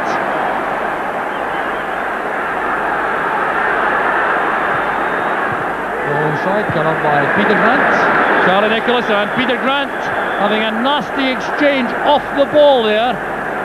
Nicholas leaving his boot in after the pass had been released by Grant, and Peter Grant reacting with a flying elbow. Referee George Smith's lingering eye caught that up, and he's had a word principally there with Charlie Nicholas. That's the reason. Good refereeing again by George Smith, who's having a very good match in hectic circumstances.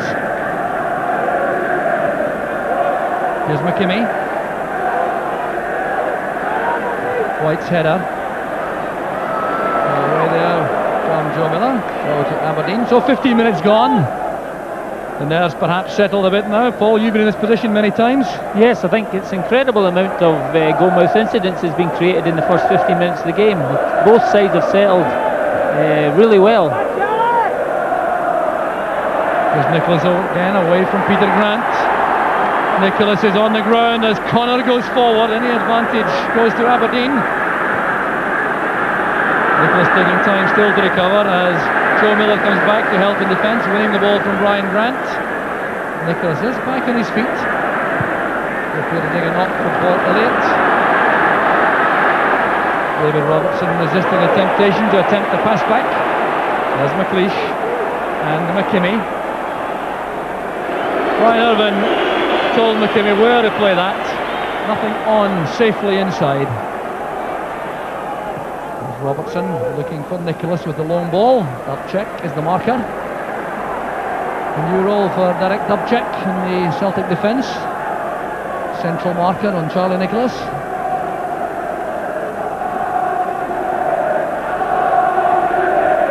Here's Gilhaus. This time the marker is Stark. Connor playing it in early this time. There's Grant trying to get away from Paul McStay, who did well just staying very close to him, giving him no space at all, and Celtic have the throw.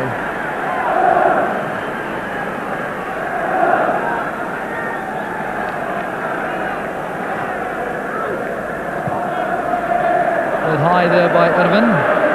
Rogan looking very determined. Oh, with a player full of commitment. Misunderstanding there between Walker and Miller. Andy Walker thought Miller was setting off on a run up the touchline. Back it goes to Irivine. And now David Robertson.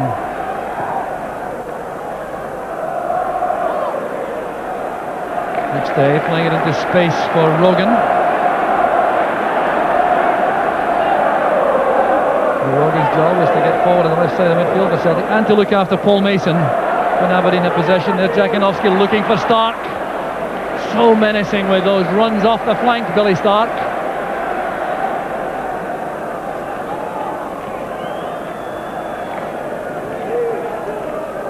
Aberdeen again trying to think about a slow build-up from their own half. Here's McLeish looking for a midfield player to drop off and find space, but that's a long ball looking for Gilhaus. He's in behind Elliott. Nicholas waits. Fine tackle by Elliott. He is very good on the ground, the Celtic centre half, with these tackles. Back with Connor. Here's Gilhaus setting it up for Robertson. There's too much pace on that ball for David Robertson. Nicholas knocking it into the empty net, but David Robertson showing his willingness though to get into an attacking position for Aberdeen on the left. I think if obviously with the three marker centre halves that Celtic have adopted, Aberdeen's best chances is obviously switch plays to each wing, and so far they've tried to get Coyne in at the back post quite a lot on Billy Stark. I think Billy's defensive qualities are going to be tested a lot today. Connor winning that from Stark. Here's Gilhaus. Connor once again. Gilhaus playing it back. David Robertson has to go into the reverse gear for that. So the match settling down now, the pace being established, and a slightly slow one than the opening 10 minutes demonstrated. McLeish, full of experience, his 5th cup final, still to be the losing side. Headed by Wdowczyk. Connor met there quickly by Peter Grant. Elliott taking no chances, heading it forward with the ball that went out of play. It'll be a throw to Aberdeen. So Paul Elliott, an inspirational figure in the heart of the Celtic defence.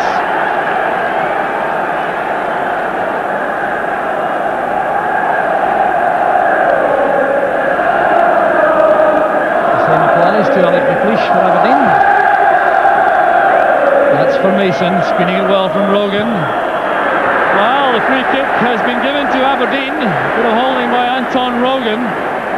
Well, maybe some point of view to suggest that Rogan is a shade unlucky there, but it is a free kick to Aberdeen and an excellent opportunity to test Pat Bonner. So the latest from Wembley is that Crystal Palace have taken the lead in 19 minutes to scorer O'Reilly. So 1-0 to Crystal Palace, a setback for Alex Ferguson's Manchester United. And here at Hampden Park, still no scoring, but some outstanding entertainment, and the set piece here for Aberdeen to exploit. It could be Nicholas, it could be Gilhaus, it could be Connor, and Nicholas sends it just wide. Well, that certainly wasn't far away. Crisply struck in Charlie Nicholas fashion, And just wide of the wall and wide of the post. Yes, I think that could be also very important in the game, set pieces for Aberdeen, with the type of people like Jim Bett, Nicholas and Gilhaus, and the type of ball that they're using today, a tangle which will bend far easier than a might have been.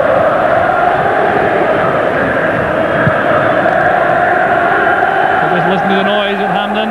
Only 62,500 people here, but the Hampden roar evident once again as Aberdeen get a free kick for a challenge by Peter Grant, which incurred the wrath not only of referee George Smith but also of Jim Bett, who's being spoken to just now by the referee for a little word of protest about the fierceness of the challenge. So it's McLeish with the free kick. Looking for Mason, getting up well there. Here's Nicholas, can he control it? Setting it up there for Bett. Elliott quickly to the ball. It's thumped clear by Derek Whyte. And here's McStay, striding forward purposefully for Celtic. Rogan has Miller ahead on the left. Back with Dziekanowski. And shown wide there by Mason. That's good play though by Dziekanowski. Determined tackling by Mason. Dziekanowski has to try again. Excellent play by Mason, sticking to his task. That's for Nicholas, who's onside. Error in defence by Celtic, trying to play the offside trap. Here's Nicholas, and a fine recovery tackle by Peter Grant. A vital role he has this afternoon for Celtic, Peter Grant, to make the telling tackles in the middle of the field. And like this, coming back to help in defence. Look at the way Nicholas goes inside Derek Whyte, plays the ball just a shade too far ahead, and in came Grant. Yes, through balls are definitely going to be a problem to Celtic's back three with the size of Hampden. And Nicholas nearly getting on the end of in the 18-yard box. Robertson trying to get away there from Andy Walker. Here's Gilhaus. High challenge there by Paul Elliott. Well, Paul thought it was making reference earlier on to the friskiness of the tango ball, which is not the ball used in league matches. Bouncing quite high there, and Paul Elliott, I think there's not much there at all. He was trying to play the ball, but certainly that amounts to dangerous play.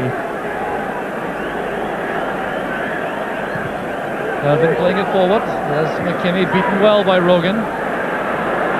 Now Bett for Aberdeen. Mason. Caught late there by Joe Miller.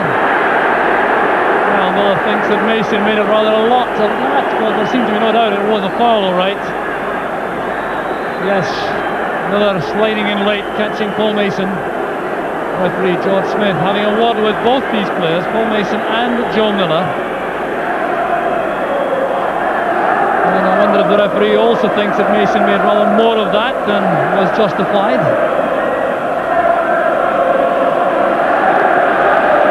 Jim Bett will take this free kick. Ryan Irvine has gone forward. Alec McLeish has stayed back. Gilhaus pointing where he would like the ball to be played. Good play by Aberdeen. There's Nicholas looking for Brian Grant. Peter Grant wins it. Here's Dziekanowski trying to stride away from Coyne. Coyne did well. This is McLeish. Misunderstanding there with Nicholas. Nicholas had come deep to take a pass short as McLeish released the pass into space in the right back position. Aberdeen looking to play balls into these spaces wide on the flanks. There's an offside flag up against Joe Miller. So 25 minutes of the first half gone, still no scoring, but the quality of the entertainment clear for all to see. Headed on there by Whyte. Mason and Rogan having a little wrestling match. And the linesman indicating to the referee that the culprit was Paul Mason. So Celtic have the free kick. Referee George Smith goes back to ensure there's no misunderstanding.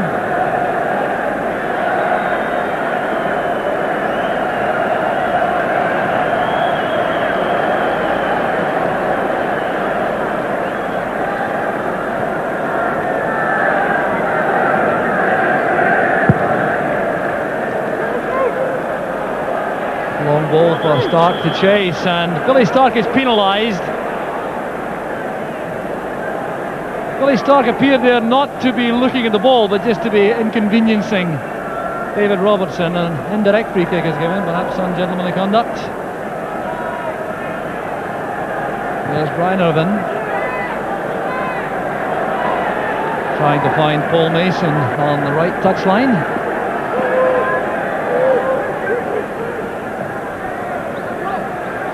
There's Joe Miller. There's Grant, and McStay with the early pass to Walker. Billy Stark has come inside. Good support played on midfield by Grant. Well, he had options. He had Walker on the right, Dziekanowski and Miller in the middle, but Peter Grant decided to have a dig at goal himself. And he managed to hit the net once this season so far for Celtic, Peter Grant, but he does have a lot of dig in that right foot. Not demonstrated though on that occasion. I feel if Celtic could just get the ball more to Dziekanowski, he's causing a lot of problems in that position. He's playing just off the front. Anytime he's got himself on the ball, he's caused all sorts of problems for Aberdeen. With Jim Bett, a good move from Aberdeen. Lots of passes there as Pat Bonner has to be quick. Gilhaus racing in. Certainly the ball was loose. No question of that being a free kick. Good build up there, setting up the shooting chance for Jim Bett. Easing himself wide of Elliott. The shot powerful enough to force Bonner to go for the second time, and Gilhaus came in. Good passing movement this. Brian Grant setting it up for Jim Bett. Beaten away by Bonner as Gilhaus came in.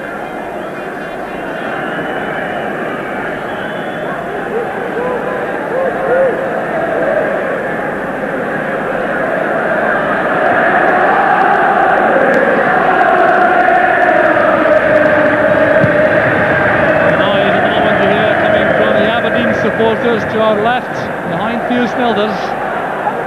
Clearly encouraged by the performance of their favourites in the opening half hour. Certainly nothing the Celtic supporters to be despondent about either. It really is shaping up to be a classic cup final. Here's Bett. McKimmie breaking on the right. Joe Miller's had to come back to match this run. Did in early. Well, Elliott taking no chances, hitting it exactly the way he was facing. Quite happy to concede the throw. There's Mason. Stepping away from McStay. And a late challenge there by McStay on Mason, resulting in a free kick to Aberdeen. And McStay certainly making his presence felt in the middle of the field for Celtic beside Peter Grant. This time McLeish has gone forward with Irvine. There's Jim Bett looping it across the far side. Irvine challenged by Rogan. There's Dziekanowski. That's for Miller to chase. And Bett takes no chances with a long pass back. I think Celtic could have a few problems, Jock, also from wide free kicks and corners.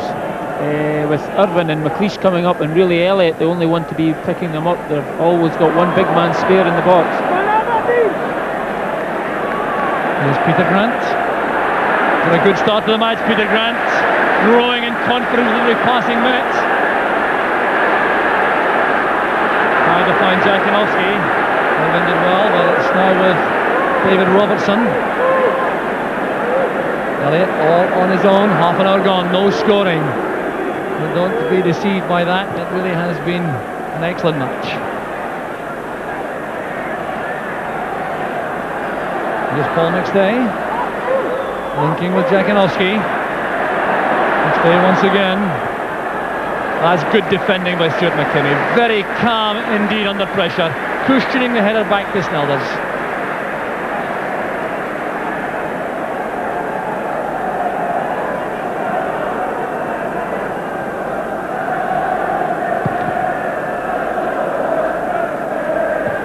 Header by Whyte goes straight to McKimmie. Running at Rogan. Well-timed tackle led by Anton Rogan.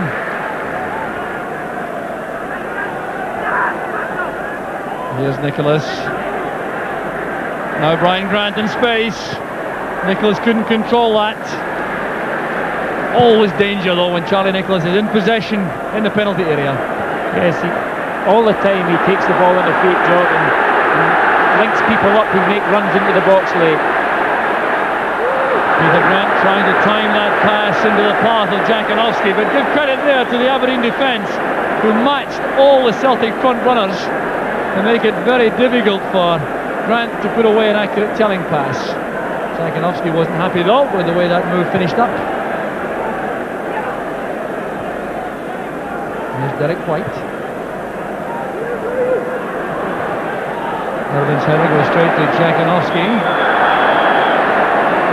Free kick to Celtic, quickly taken. Here's Paul McStay, Miller on the left. Going inside McKimmie. Now checking to the outside, good play by Miller. Did he overcarry it? No, the referee's given the corner kick. It was blocked there by McKimmie.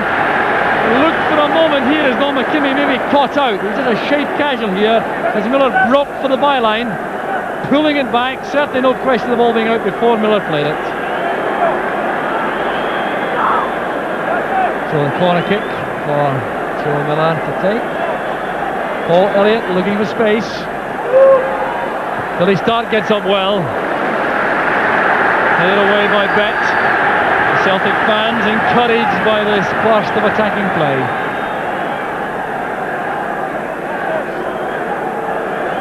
So a slight delay as Joe Miller crosses from the left to the right to take the corner kick. Billy Stark wants to be in the thick of it in the middle. Here he comes now. Snelders has organised his defenders. Helped out by Gilhaus, only as far as McStay. The offside flag is up. Joe Miller not back quickly enough as Aberdeen pushed out towards the edge of the box. The whole season, Jock, the boy Elliott has been very impressive in the other team's box, and it's just a wasted corner from Joe Miller.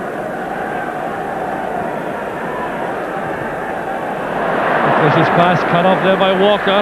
Trouble here for the Aberdeen defence. McKimmie sorts it out with a good challenge on Dziekanowski. Well, no, referee George Smith doesn't agree with that. He considers that to be a foul, and he's given Celtic the free kick. Well, you can have a look at this for yourself again as Walker took advantage of that McLeish error. It appeared to me to be nothing wrong with that. Well, sometimes they get it wrong, so they tell us anyway. The Celtic with the free kick. Paul McStay. Too high for Billy Stark. A driven ball there with a curl on it for Stark to attack.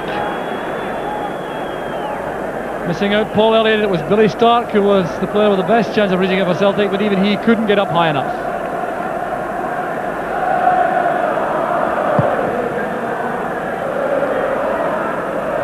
A header by McStay. Here's Joe Miller, tackled by Bett. Strong play there by Irvine. Here's Nicholas. Stepping away from Wdowczyk. McStay using his physique and strength there twice to win possession for Celtic. Then taken out of the play by Mason. Paul McStay, to his credit, indicating to the referee that he is not looking for any kind of action on the part of referee Smith. Great play this was from Paul McStay. Tackled late by Mason. Paul McStay showing yet another aspect of his wide range of talents, his strength in making challenges in midfield. Here's Joe Miller. Cross it goes to Stark. Back with Grant. Dziekanowski challenged firmly there by Irvine. Elliott hurried into that clearance by Nicholas. Mason using the pace of Gilhaus. Back goes Wdowczyk. Down goes Wdowczyk, goes Gilhaus rather, Wdowczyk's challenge. Gilhaus looking hopefully towards the referee, but looking in vain for a free kick. Well, I'd have been looking for one there, Jack. Member of the Strikers Union, Paul Sturrock. Here's Dziekanowski. Across it goes to Grant. Dziekanowski again, well tackled by McLeish. Beautifully timed challenge. Pass from Connor, finds Gilhaus. Racing through the middle now, waiting for support on the right from Bett. He too waiting for Aberdeen players to get into position in the box. And that allowed Celtic to regroup. To Grant, clash again in midfield. McLeish for that clearance. Well, no goals here at Hampden so far, but there's been another goal scored at Wembley. And this time it's an equaliser for Manchester United, scored by England captain Brian Robson. One each at Wembley. Header by McKimmie. There's Brian Grant shrugging off that challenge from McStay. Here's Mason. Back killer releases McKimmie. That's one which Bonner will take comfortably. Too far ahead of the twin strikers, Gilhaus and Nicholas. Nicholas wasn't happy with the quality of the cross. I feel that, you know, if Gilhaus was maybe to play a wee bit more central, he'd be able maybe to run to both corners. Whereas just now he's been tied to only run down the inside left channels. So the referee waves play on there. I think he may have given a free kick against Andy Walker had the ball not gone through to Snelders for the challenge in the air on David Robertson. Advantage rule sensibly applied. There's Joe Miller. Held by McKimmie. No question about that being a free kick, and referee George Smith will have a word with the Aberdeen and Scotland fullback, Stuart McKimmie. Playing in his third cup final, McKimmie, and looking for his third winner's medal.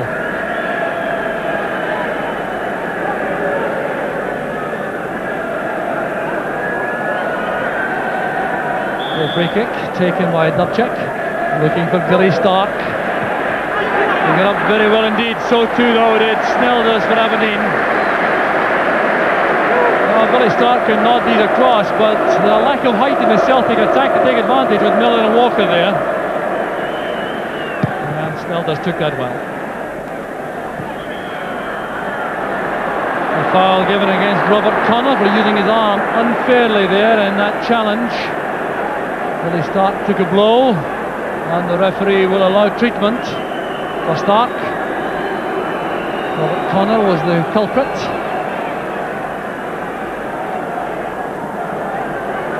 There's Billy Stark, took a blow in the face there. Ryan Scott, the Celtic physio, is on to administer the treatment.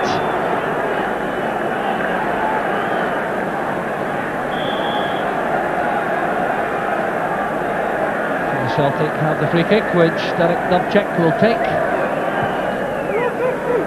Again, the target is Stark. David Robertson making the challenge. Gilhaus with a header into space for Nicholas. Robertson plays it forward. Paul Elliott is there for Celtic. This is Dziekanowski. Now Rogan in space. Walker and Miller waiting up front. McKimmie did well with that tackle. Rogan's throw. There's Joe Miller. Played across well by Rogan. There's Billy Stark. Brave diving header there by Billy Stark. A fine ball played on the volley by Anton Rogan. And this is where Billy Stark is so dangerous. The header going just over the top. He got in there in front of his marker, David Robertson. And that could easily have been Celtic's opening goal. Definitely, Jock. A striker's type goal it would have been too. He managed to get himself in front. Really brave, round about feet height. Aberdeen trying to hit back. Nicholas eased off the ball there by McStay. That's a free kick. Paul McStay and Charlie Nicholas, teammates, always years ago for Celtic, early in their careers. Here's Paul Mason. Stopped there by Whyte. Here's Bett and McKimmie. Back with Irivine. David Robertson offers himself on the left. Pacey going forward. Andy Walker sensed the danger and did a fine job helping out his defence. Yes, so I've been really impressed how Celtic's front three have managed to pin down the back four and not allowed McKimmie and Robertson to surge forward like they normally do. It's all credit to the boy Walker and Joe Miller.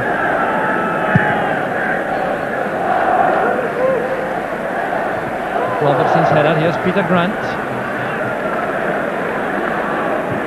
Elliott didn't get there quite in time. He certainly thought he did, but the linesman disagreed. No, it's an offside decision that's been given. Paul Elliott thought, as I did, that the linesman indicated the ball had gone out before he played the long ball forward. Offside it was, and this is Alec McLeish. Hanging in there a long time for McKimmie, who was very brave, got up well to win that from Rogan. Here's McKimmie again. And they're moving inside from the Aberdeen attack. There's Gilhaus! Frustration from the Dutchman. And what a fine header this is. Set up well on the right by Stuart McKimmie. He looked up, picked his spot for the cross. Gilhaus trying to guide that in at the top corner. Yes, one of the first times after discussing it that Stuart McKimmie gets up round the box, and great cross in for Gilhaus to finish.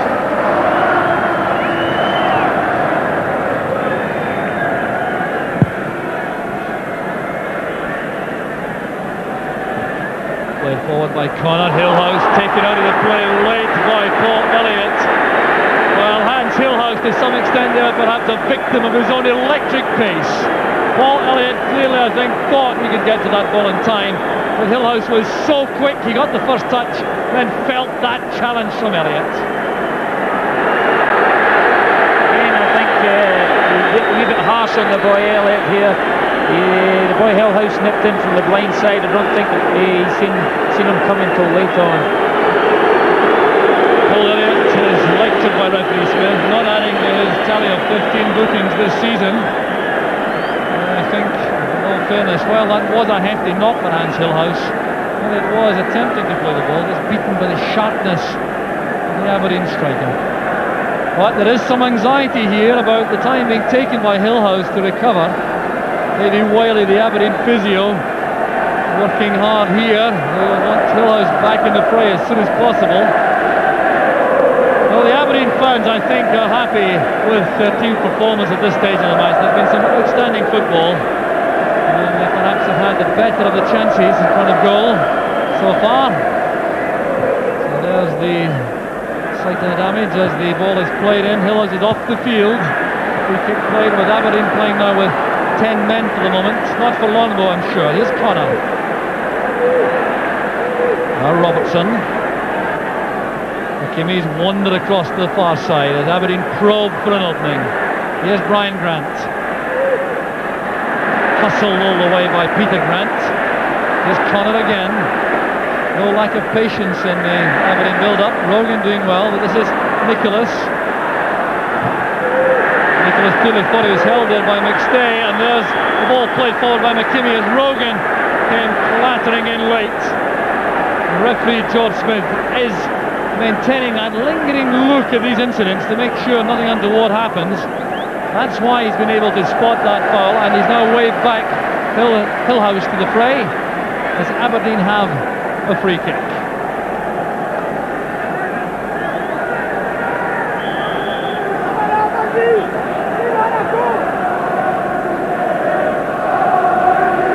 So Robert Connor is over the free kick. That's towards McLeish. Headed across goal, won by Stark. There's McLeish trying to steer that in at the top corner. Quite deliberate on the part of Alec McLeish. Paul Elliott was there. McLeish winning it well the first time. Darting it across. The clearance by Billy Stark. McLeish trying to beat Balmer at the far post. Turned away by Elliott. As I said earlier, Joe, with the Elliott taking Irvine, there's nobody really confident enough to handle McLeish.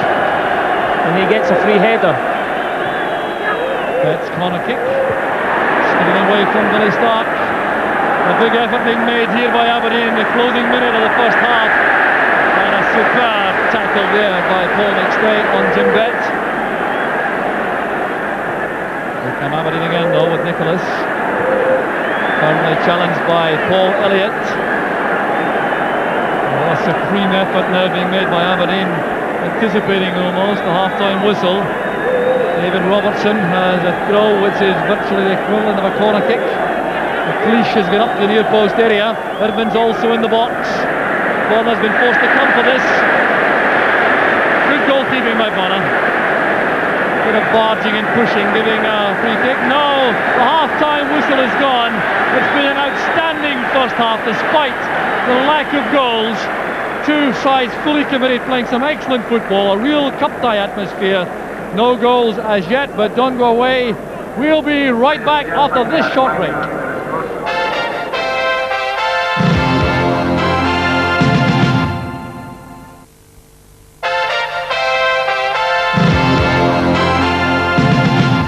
Hi there again, welcome back to Hampden. We've had a goalless first half, but Gordon, plenty of incident. What do you make of it? Yeah, it's been smashing, unfortunately goalless, but both goalkeepers, particularly Pat Bonner, have had a lot to do, and I think Aberdeen have just edged it in the first half.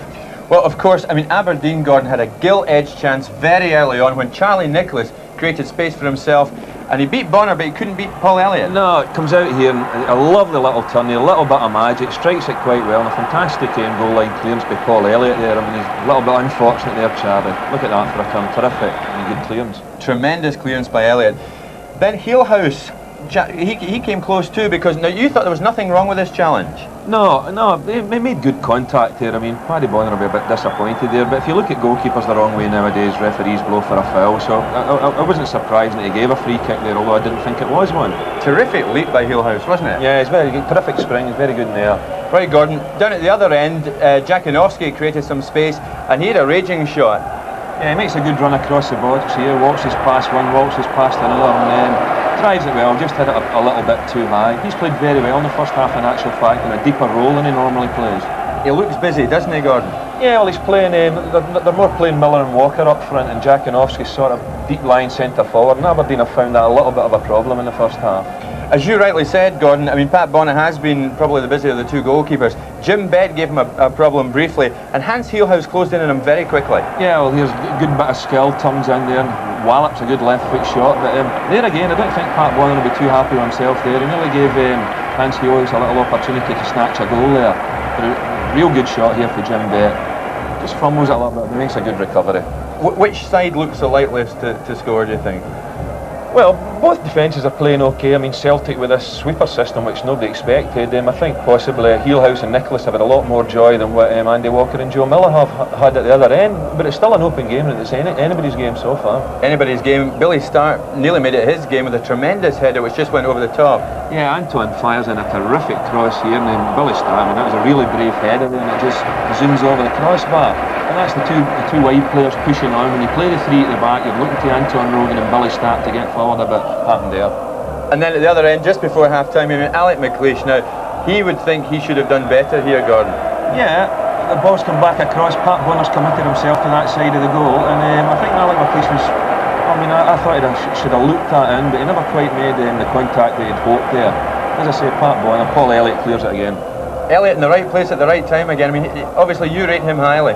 Yes, I do, but it must be a bit awkward for him today, because we're playing the three at the back, Wdowczyk, Sweeker. If you get Gilhaus and Charlie Nicholas splitting them, you end up with the central defender Paul Elliott in a wide position in the right back row, and you get Derek Whyte pushing over on the left, but it's worked out okay for them so far. Okay, Gordon, we'll take another break, but join us again in a couple of minutes from now for the second half of the Tennent's Scottish Cup final.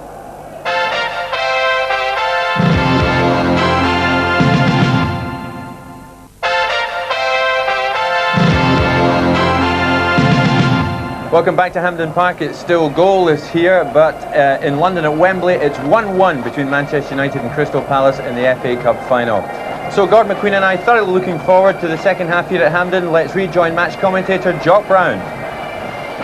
So there's the setting as the sides are awaited for the second half of what has been an excellent match so far. The pipe bands are departing, the ball boys always signalling the arrival of the players, and it's Aberdeen who come out first. And there's an Aberdeen player who has to watch from the stand just behind Willem van der Ark. There is Willie Miller, the Aberdeen skipper, who would have been playing today in his sixth final had he been fit enough, or selected, let's say, by manager Alex Smith. There's Willie Miller. A nice touch too by Aberdeen. Bobby Mims is just beside Willie Miller, the Tottenham Hotspur goalkeeper who played some of the early rounds of the Cup on loan from Spurs. He's here to enjoy the occasion, and a quick check around the players as they emerge indicates that there has been no half-time substitution. Remember that Aberdeen have young Ian Jess and equally young Graham Watson available. In reserve, Celtic have Tommy Coyne and Mike Galloway. So the Whyte band still not entirely off the field. That's why referee George Smith hesitates. He's had a very good match so far. Always tough to handle a final played with this level of commitment, but his calm authority has certainly had an excellent effect in the proceedings. So it's Aberdeen to get the second half underway. And one of the attractions of the day, of course, is the fact that this game will be played to a finish one way or another for the first time. There will be extra time and penalty kicks if required. And I'm sure these players will be all hoping that it can be resolved within the 90 minutes. So no evidence of obvious change in the formations at the start of the second half. No, they've both come out the same way. I think Celtic should be delighted the way they performed in the first half. They've nullified Aberdeen's back four as far as getting on the ball is concerned, and also their front with Dziekanowski off the front has caused all sorts of problems.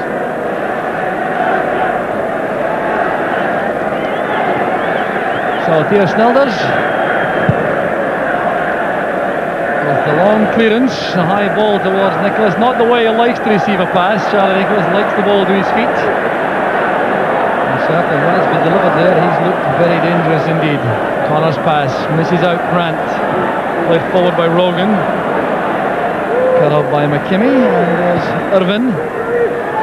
Thumping the ball forward. Paul Mace underneath that for Aberdeen, but so too was Wdowczyk for Celtic.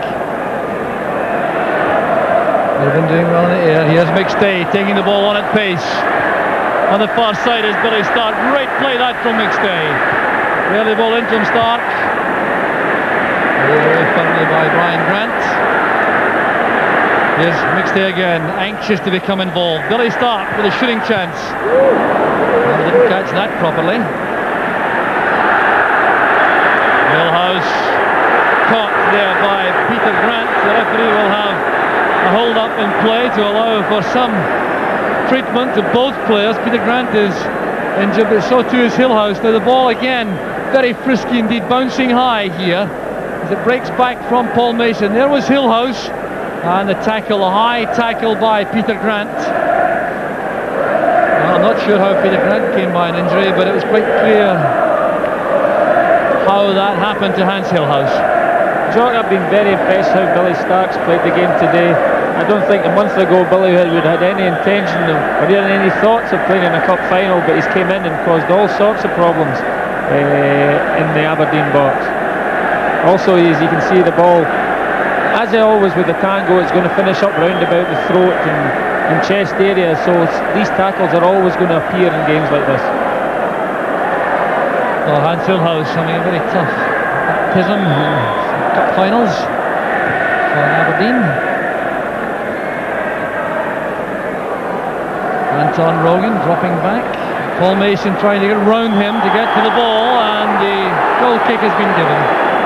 The Aberdeen fans behind Pat Vaughan are not entirely happy about that.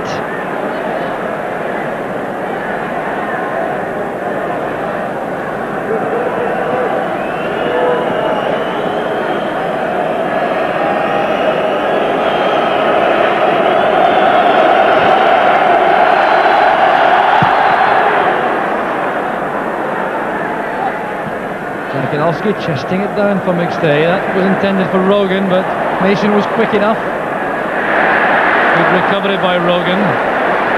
Well, he has his critics, Anton Rogan, but he certainly has been a good player for Celtic this afternoon. I think the system has definitely suited Anton, where he's been able to push down into midfield and be involved in tackles and starting the play.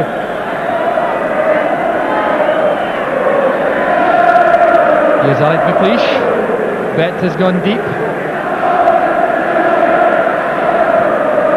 There's David Robertson, not much room for Robertson.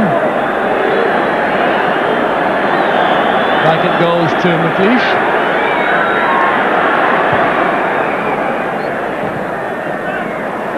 Laid off by Gilhaus, but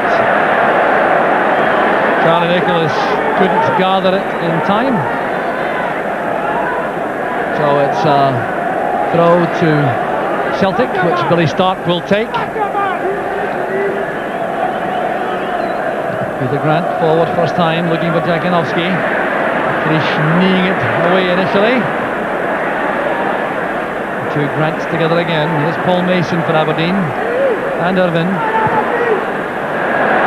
Hurried into that clearance by the snapping attentions of Peter Grant. I think for Aberdeen to take a hold in this game, they'll have to get it down at the back and attempt to pass it through their midfield. At the minute it seems to be going from back to front and coming straight back to them again because of Elliott and Whyte and Wdowczyk. I think it's really important that Jim Bett stamps his authority on this game.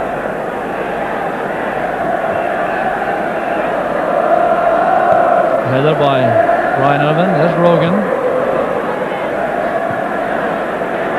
Walker collects for Celtic. Billy Stark pops up on the right. The early header down for Joe Miller, who's adjudged to be offside by the near side linesman. The referee insisting that play continue here. And now there is a free kick, an angry reaction there from Joe Miller. Well, the referee almost falling victim there of trying to keep the play flowing. Paul McStay having a few words with the near side linesman. He gave that decision against Joe Miller and incurred the wrath of the Celtic players. There's Kenny Rice from Bearsden, the linesman. And there's the couple of tackles here which upset Joe Miller in particular. David Robertson upsetting him. And here's a chance for Celtic from the set piece. Wdowczyk can take advantage here with his very talented left foot. Only 3 in the wall for Aberdeen. And the wall did well. Nicholas coming off the wall to make a tackle. And the ball lobbed forward by McStay as Aberdeen sprinted out.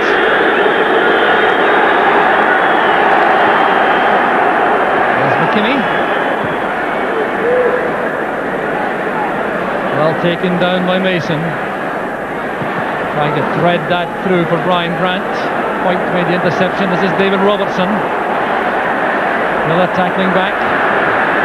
Led in early by Connor. There's Nicholas. And a good piece of defending there by Derek Whyte, who got up very close to Charlie Nicholas. Prevented him getting a clean strike and goal with his head. Connor with an excellent cross first time. And it was a challenge from Whyte which put Nicholas off. Charlie does brilliant here as he drifts off Wdowczyk and drops back onto Whyte. He was very unlucky that it was just slightly too high for him. Derek Whyte doing some good defending though.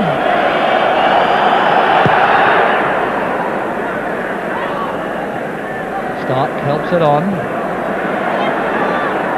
There's Joe Miller forcing it forward. David Robertson sending it safely back to Snelders.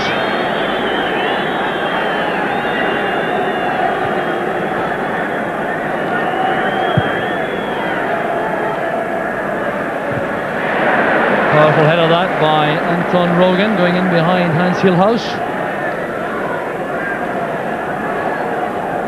Well, Celtic certainly establishing even further their cup fighting traditions, coming into this match as underdogs, but playing with tremendous verve and commitment, and no little skill there with David Robertson almost in trouble.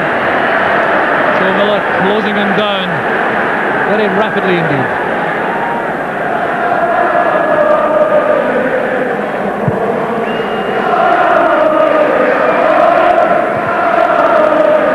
Off the head of Rogan. Well won by Stark. Here's Dziekanowski. McStay made a good run forward, but McLeish anticipated the danger. Here's Mason. Nicholas takes over, setting that up for Stuart McKimmie. McKimmie at pace, almost past Derek Whyte.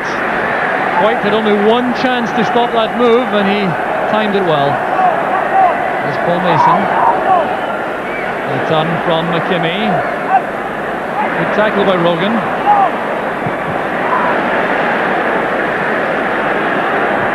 Irvine's header. McStay failed to control the pass, but Stark helps out. Here's Peter Grant. Good play by Connor. Excellent play in the middle of the field by Robert Connor. Peter Grant and Jim Bett flash awkwardly in the middle of the field, but there's no problem as they both get to their feet. Here's David Robertson. trying to get beyond Paul Elliott, and that has proved to be a very difficult task indeed this afternoon. He's had an excellent match, Elliott, not only in his own performance but his inspirational effect to his teammates. Yes, definitely. The tussle I expected to be the problem for Celtic was Elliott versus Gilhaus, but he's matched him for everything today and has shown by example to the rest of the players.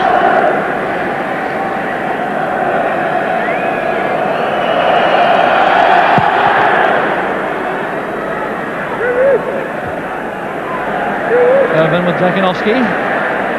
David Robertson going up. Well, he's been penalised. Joe Miller was the player who interfered in making any attempt to play the ball, but David Robertson's been penalised for going over the top.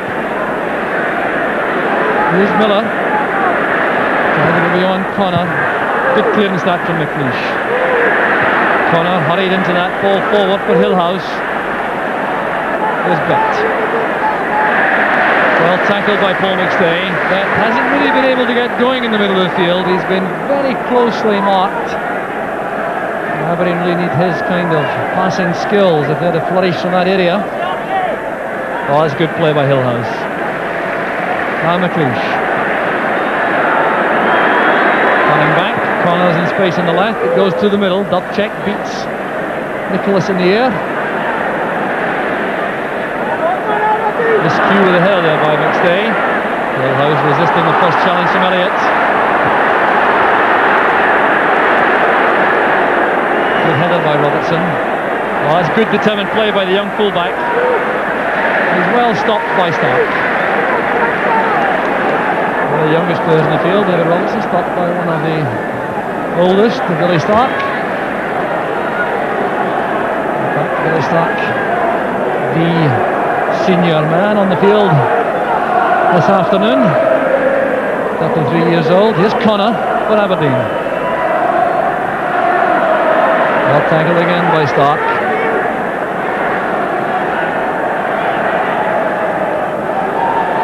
Gilhaus screening the ball from Elliott. Well, a clear body check there, obstruction on Gilhaus by Elliott, although once again it was the skill of Gilhaus that almost made this foul inevitable.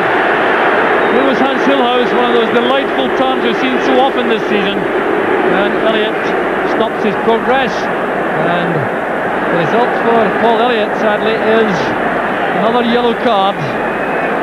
Well, he's had a fine match for Celtic, but he'll be very upset indeed to be shown the yellow card for the 16th time this season in Celtic colours. Yes, Jock, I think that yellow card comes from 2 or 3 tackles earlier in the game. I think there wasn't that much in that one. Free kick taken by Connor. Given away by Whyte. Here's Jim Bett. Wdowczyk, heading it wide. Rogan into space. Here's Walker. Celtic on the break. The other ball released for Dziekanowski. Well, it was intended to reach Dziekanowski, who was breaking in open spaces on the right. Mason plays it square with that header. It's picked up by Stark. Asking what a bit there. Well, the skipper responded. Here's Anton Rogan. Stay to Dziekanowski. Clumsy challenge back by McKimmie. Dziekanowski on the ground, and the free kick goes to Celtic. Well, Sid McKimmie's not pleased with this decision, but he didn't half go fiercely into that challenge. You know, the inconsistency of referees. The boy Elliott a minute earlier gets a yellow card for that one. I see no difference in the 2 tackles. There's Snelders. Clean catch by Snelders. McLeish to Gilhaus. That was well read by Peter Grant, that turn by Gilhaus. McKimmie's clearance blocked by Walker. It breaks for Brian Grant. All hectic again. Stalemate remains, 0-0. As that ball beats Paul Elliott. Here's Jim Bett. Gilhaus goes outside him. Charlie Nicholas is disappointed. He made the run at the near post. Gilhaus clearly disappointed with this effort. The timing from Jim Bett was good enough. Ball beating Paul Elliott in the air. Bett holds it up, waits for Gilhaus to go past him on the outside, sets it up. Nicholas makes a run at the near post, but the pass is not delivered. Jock, I think Aberdeen, most of their penetrating forward play in this half has been when a full-back has been on the ball. I think they've got to try and get it out to McKimmie and Robertson to start the game. I think playing balls forward is not their style of play, and it's not been fruitful in any way. Good head of that by Elliott, beating Nicholas on the run. Pass back, forcing Pat Bonner to move nimbly to his left. So 1 hour of the final Tennant Scottish Cup final gone. Still no goals, but they're being threatened with every passing minute by both sides. Here's David Robertson. Plenty of time for Wdowczyk. Trying to get that inside David Robertson. Good decisive play by the young fullback. An ideal situation there for the goalkeeper Snelders to throw out to McKimmie, and he doesn't do it. Has to kick long again.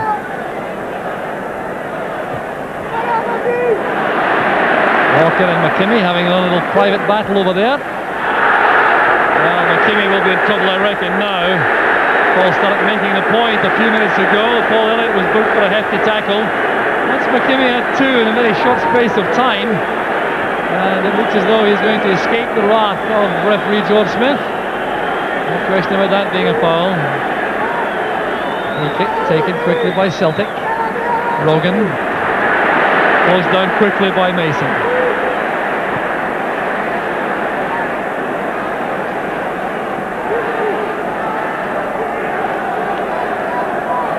Rogan's throw. Here's Andy Walker. That's a great turn inside, forcing that clumsy challenge from Ryan Irvine. Celtic again trying to press forward into the attack.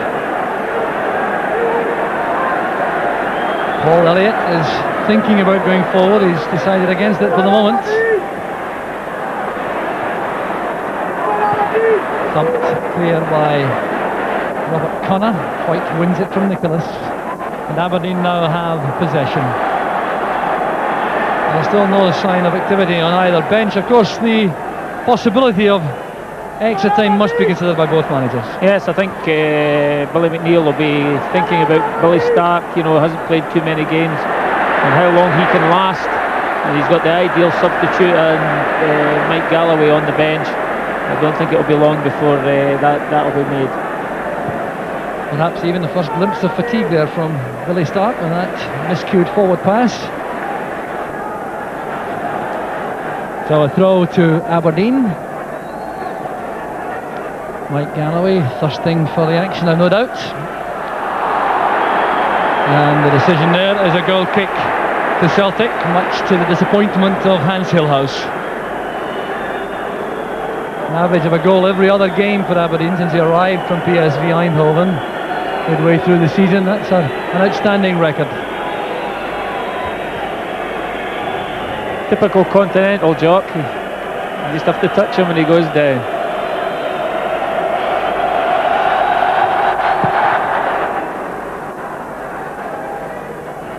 Stark get a touch. That came off David Robertson. Now the referee decides the last touch is from a Celtic player, so Aberdeen have the throw, which Connor takes. That's fine play there by Andy Walker. A lot of courage there, making that challenge. Stark inside. Bett wins it for Aberdeen. Nicholas to Gilhaus. Here's Brian Grant. Well, had he gone outside Whyte, he had a lot of space to exploit. There's another chance now, but Rogan comes across swiftly. Getting a cheer all to himself from the Celtic fans, Anton Rogan. That's for Dziekanowski, a fine pass. Back with Rogan, looking to deliver the cross. And Peter Grant couldn't get there in time. Knocking over a cameraman. Well, Anton Rogan was a key man in all these moves. So was Dziekanowski. Rogan's cross delivered across the face of Snelders, and Peter Grant couldn't cash in. Really, I think it's very important that Celtic used Dziekanowski more in this half than they have. I think that's the first time he's been on the ball this half, and then straight away they have a goal-mouth incident off it. McStay lobbing it forward, there's Irvine. The Grant returns it, looking for Miller on the far side. Just listen to the noise here at Hampden.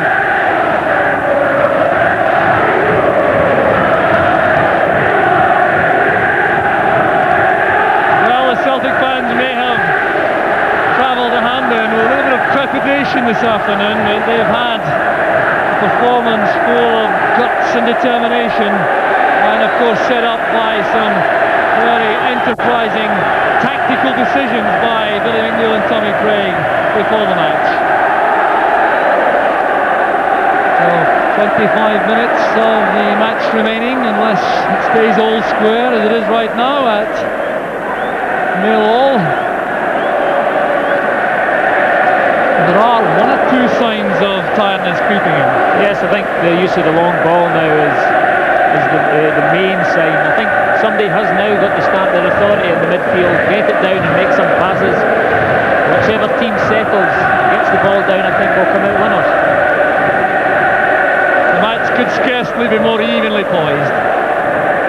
Here's a chance for Dziekanowski, and met there by McLeish. Top-class defending by the Aberdeen skipper. Hasn't quite recovered yet. He'll be winded by that effort, but he's able to watch an Aberdeen attack. Gilhaus picks it up from Coyne. Another slack pass that though by Gilhaus, allowing Elliott to step in.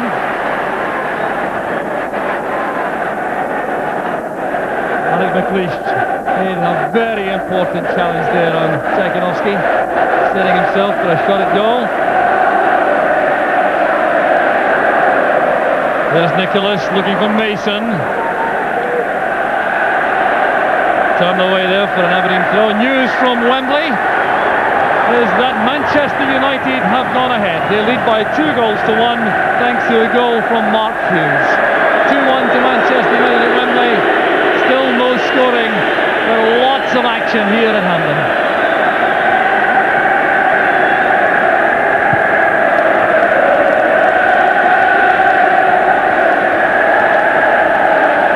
Here's Derek Whyte. Grant. Now Dziekanowski. Found space this time on the left to attack Stuart McKimmie. Up for Stark. A superb chance for Celtic. Who came to the man they would no doubt have expected to score, Billy Stark.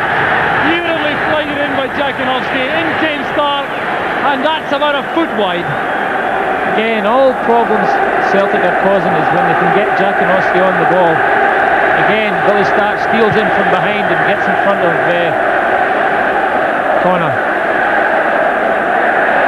That came off Joe Miller. Robertson's throw. Here's Nicholas waiting. Wdowczyk didn't. Fight with Derek Whyte. Rogan again getting space on the left flank for Celtic. Well cut out by Irivine. He's met by McStay. McKimmie into the midfield where Peter Grant picks it up. Celtic picking up more and more of the loose balls. There's Billy Stark trying to make amends. That missed chance is a long-range effort. But posing no problems of a serious nature for Theo Snelders. I ought to feel the balance of his games tilting in Celtic's favour. I think their urgency to play is definitely seen them take a grip of this game. That's good play by Miller. Here's Stark on the right. Walker waits in the middle. So does Dziekanowski. So does Joe Miller. And Alex McLeish stands firm again for Aberdeen. There's Robertson. Gilhaus did well, getting in there in front of Elliott. Challenge made by Connor and McStay. Here's Charlie Nicholas lofting out forward. There's no offside. Connor is out of his goal. That almost bounced too high for him. And cleared up in the end by Whyte. There's McKimmie. Good header by Brian Grant. This is Charlie Nicholas. Aberdeen now hitting back. And the field is well inside there from Nicholas, allowing Wdowczyk to pick out Billy Stark and into the space on the Celtic right. What a What a match this is. Joe Miller back with Stark. Aberdeen have regrouped in defence. Joe Miller trying to get the better of Robertson. He's been allowed to wander inside. Connor Whyte. I think we look for a corner kick from this. And a free kick is given for the attentions of Connor on Miller. Oh, a smile on the face of Joe Miller. I think that's all he was looking for. Former Aberdeen player, of course, Joe Miller.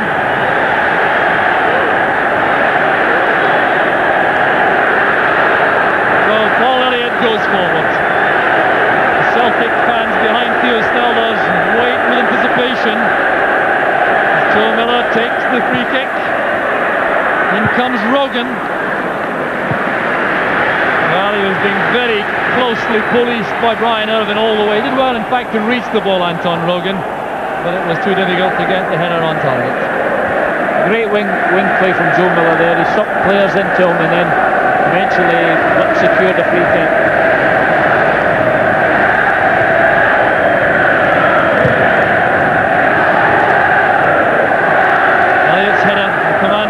To Dziekanowski. Well, this one will be the Grant. There's Mason. Now McKimmie has a chance to spring forward for Aberdeen on the right. Well, not quite what he intended for the long ball. Dziekanowski stepping away from McLeish, linking with McStay.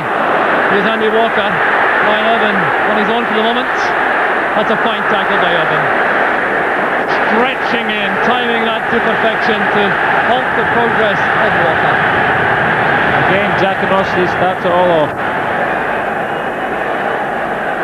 Well, McStay now waits for Rogan to take the throw, which means that McStay may be involved in the build-up.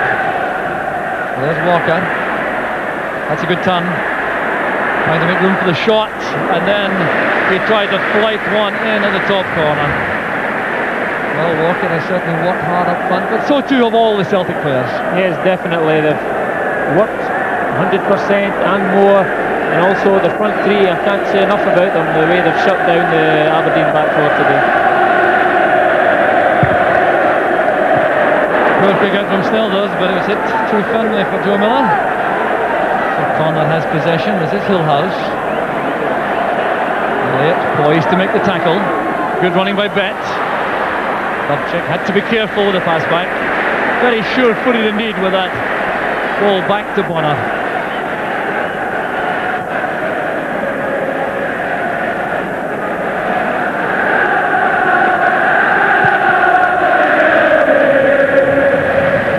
Irvine leading in there to head clear. This is Rogan.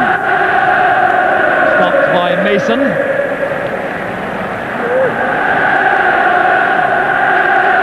Andy Walker trying to take on Irvine. Showing excellent control here, Dziekanowski. And McLeish gets help there from Connor. Whyte's clearance goes straight to Gilhaus. Aberdeen need movement on the left. There's none available yet, so Gilhaus has to go across field. Here's McKimmie. Brian Grant is onside. Good running by Grant. Gilhaus waits behind him. Jim Bett's in the box. Elliott almost misjudged that. In goes David Robertson. Here's McStay, ball bouncing away from him to McKimmie. Bett's free on the left. McKimmie may go himself. Drawing the Celtic players to him to make space for Bett. Headed away by Whyte, and space now for Dziekanowski. This is dangerous from the Aberdeen point of view. As Celtic come forward, they have Walker in the middle of the head. Peter Grant trying to get on terms. Here's Dziekanowski setting up a shot.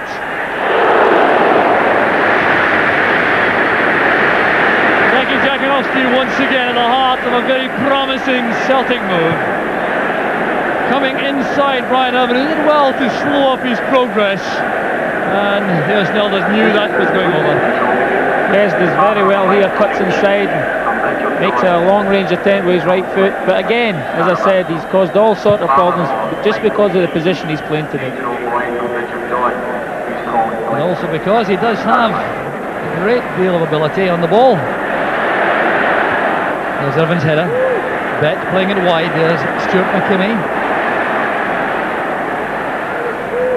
Paul Mason has a great first-time ball into space for Nicholas. Aberdeen now trying to get players into the box. One of them is Gilhaus. A superb move from Aberdeen, and Hans Gilhaus hits the side netting with a glorious header. Mason to Nicholas, Nicholas to Gilhaus. A great effort. Yes, a great move here for Aberdeen. Charlie Nicholas, and it all is because of the cross. Different class cross here, comes in, bent back into the striker. He manages to get in front of his marker. He's very unlucky with his finish.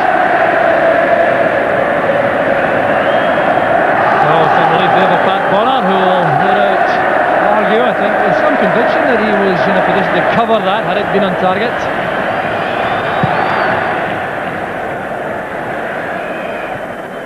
Quarter hour remaining, still no scoring, extra time looming. McStay plays it into space here for Rogan. Joe Miller underneath this, he should have no chance of reaching it before Snelders.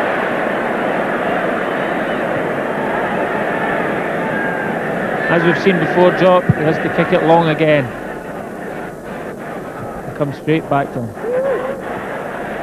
Good header that by Irvine. It's picked up by McKimmie. Down goes Stuart McKimmie. Dziekanowski offers the apology, which is accepted by McKimmie. Well, Stuart McKimmie is nimble here going forward. Dziekanowski a little bit laboured with that challenge, maybe feeling the effects of 75 minutes all-out effort.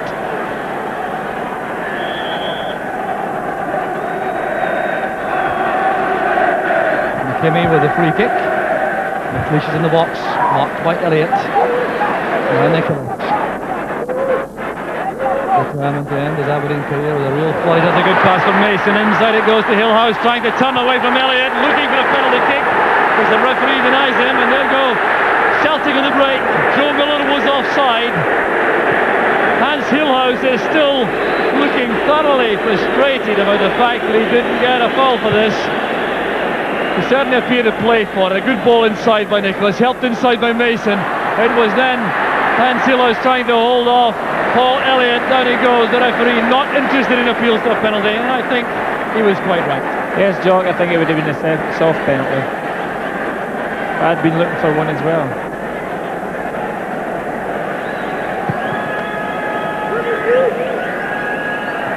So a glut of goals at Wembley. Just hearing now that Crystal Palace have equalised. Ian Wright has come on as substitute to make it.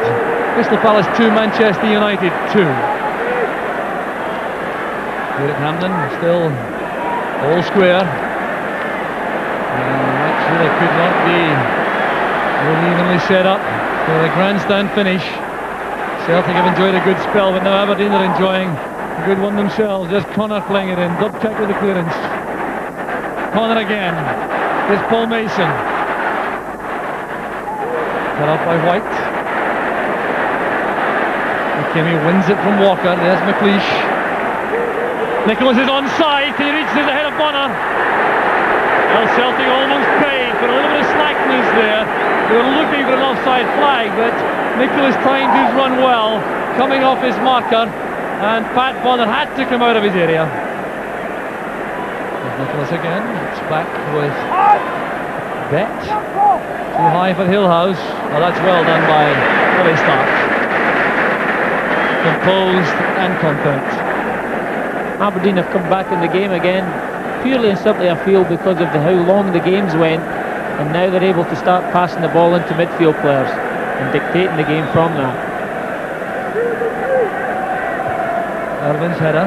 There's Paul Mason. A chance for Gilhaus to run, but the angle of the pass wasn't quite right. Well, Gilhaus the chance to reach it.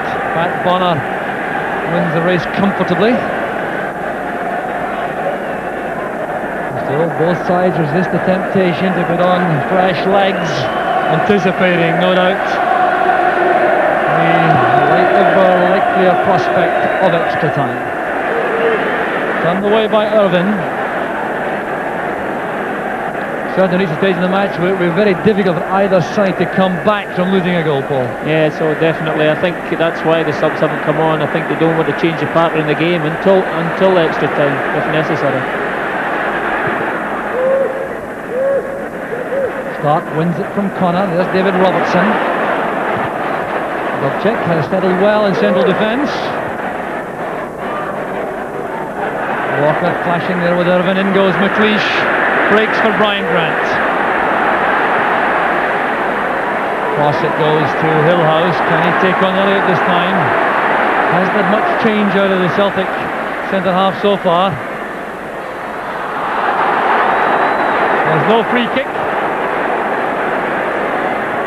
Gilhaus looking hopefully towards referee Smith, who was very close to the play. His positioning certainly could not be faulted there. 10 minutes remaining. The official attendance here for the Tennent Scottish Cup final is 60,493. And they certainly have made plenty of noise. Here's Grant striding away from Whyte. Whyte getting back, recovering quickly. Here's Jim Bett. Well, that's good play, going past his man. A change of pace from Bett, catching out Peter Grant, who acknowledges the foul. Well, Jim Bett really has a great change of pace here. Just goes up a gear to ease away from Peter Grant, who's forced into that reckless challenge. So too far out, I reckon, for a direct shot on goal, but certainly not too far out for a rehearsed move in the training ground. Jim Bett stealing forward. There's a lecture going on here for Dziekanowski. He must have been complaining too much. The referee adjusts the position of the ball as Pat Bonner lines up the wall. The referee will now insist on the ball going further back. Well, it could be a direct shot in goal. Jim Bett appears to have taken the ball a few yards forward to bring it within range. There's Connor and Bett. It was deflected. Could have been awkward for Bonner, but he got his body behind it. There was Jim Bett driving it through the wall, and Pat Bonner did well.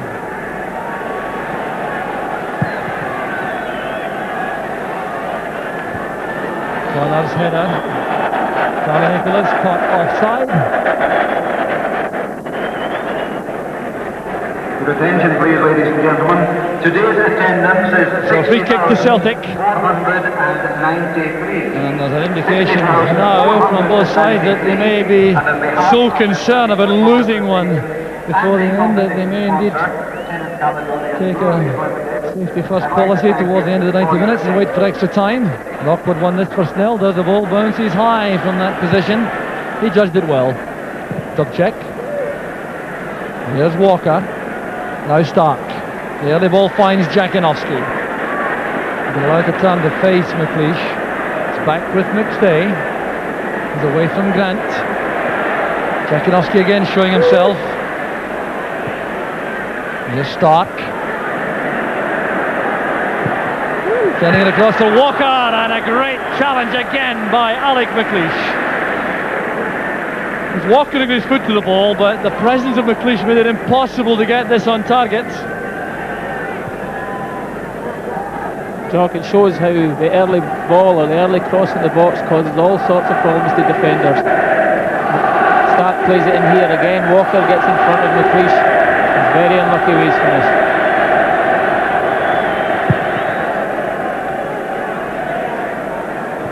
Elliott wins it from Gilhaus. Towards Nicholas. Good turn by Nicholas. Away from Peter Grant. Aberdeen have lots of players forward this time. One of them is Gilhaus. Losing out in that battle of strength with Paul McStay. Peter Grant breaks for Celtic. Walker ahead on the left. Dziekanowski in the middle. Miller on the right. Walker sends it across, looking for Joe Miller. Well, the cross was slightly overhit, making it difficult for Joe Miller. Certainly beyond few Snelders, and there was Joe Miller. In this pass here, I'd say if Peter Grant had maybe overlapped Walker, he would have got to a byline and allowed more people to maybe to get in the box, whereas the boy Walker had to play a flat cross across the box. Here's Joe Miller. Back with McStay. David Robertson to Gilhaus. And Paul Elliott won't be denied this afternoon. Well, he's reacted superbly to the very stern test set up by Hans Gilhaus in attack for Aberdeen.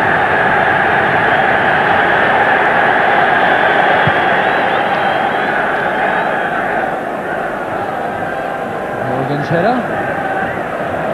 Touched on there by Joe Miller from McKimmie. Irivine has to go for the ball again. There's Grant, hustled out of that by McStay. So forceful this afternoon for Celtic in midfield.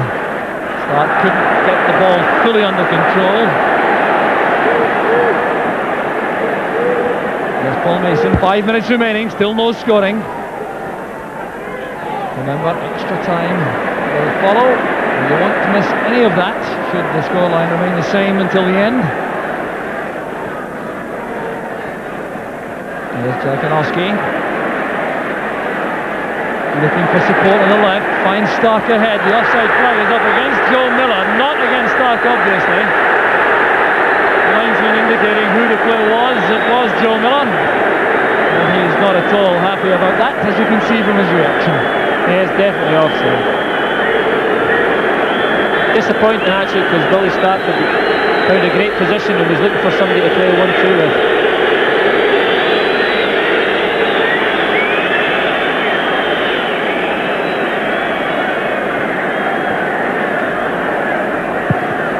Very tense moments these, just 4 minutes left until the end of the 90 minutes. Jim Bett comes forward, here's McLeish, trying to get the ball down. Ball is down very well by Derek Whyte, who's taken a knock and conceding that corner kick.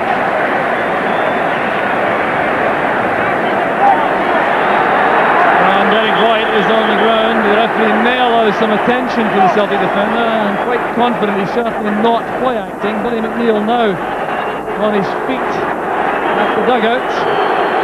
And the referee George Smith is insisting that Derek Whyte leaves the field. Paul McStay going to have a word with him. Whyte gets back on his feet. Ryan Scott will not be given the chance to administer any treatment.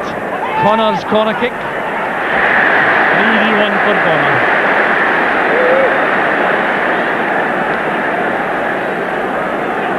While they're waiting for the Celtic players to push upfield.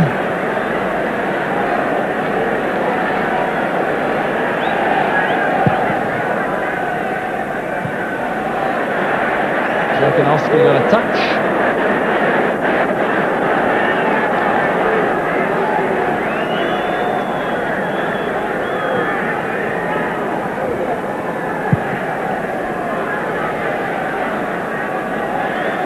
Header by Rogan. Dziekanowski trying to find McStay, but he has found Stark. He'll lose it out in turn to Bett.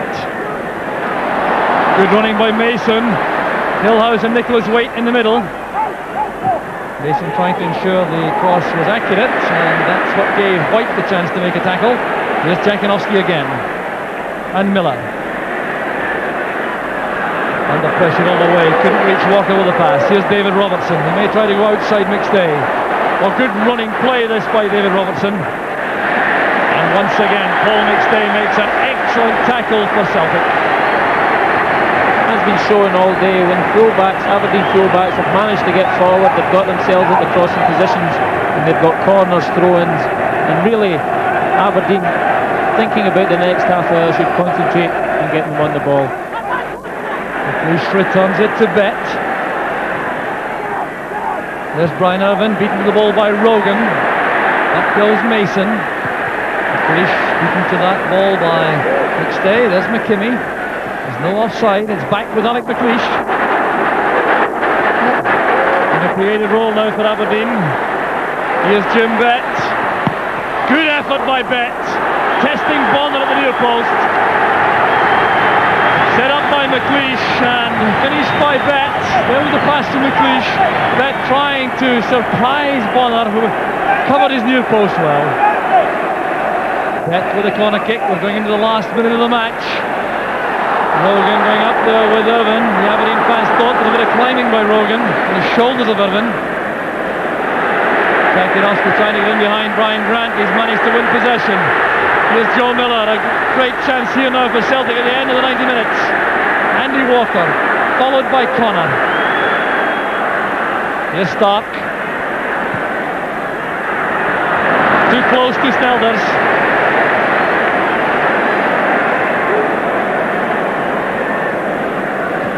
Well, it looks as though we're going to be treated to a further 30 minutes of this Tennent's Scottish Cup final. Touched on there by Mason for Gilhaus.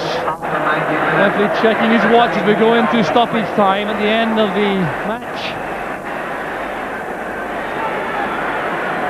Here's Hans Gilhaus. Now Connor. Robertson available outside him. Bett also hugging the left. It's given away by Robertson to McStay. A late chance here for Celtic with Joe Miller. He's away from McLeish. That's a foul all right by McLeish. The referee chooses to give a corner kick. No question that McLeish committed a foul here on Joe Miller, but Miller was strong enough to stay on his feet. The advantage rule was applied, and that's why the referee gave the corner kick and Brian Grant made the tackle. Definitely good referee in there to allow him to go into the box and have a chance of a shot. Certainly the foul by McLeish was outside the box. So perhaps the last chance in normal time for a goal. Celtic's corner kick. Paul Elliott is at the corner of the box, marked by McLeish, as Paul McStay takes the kick. There's Elliott. The offside flag is up. The Aberdeen defence very quickly out from the goal line, leaving Miller and Walker stranded. And there goes the final whistle. We're going into extra time, so don't go away. We'll be right back in just a couple of minutes.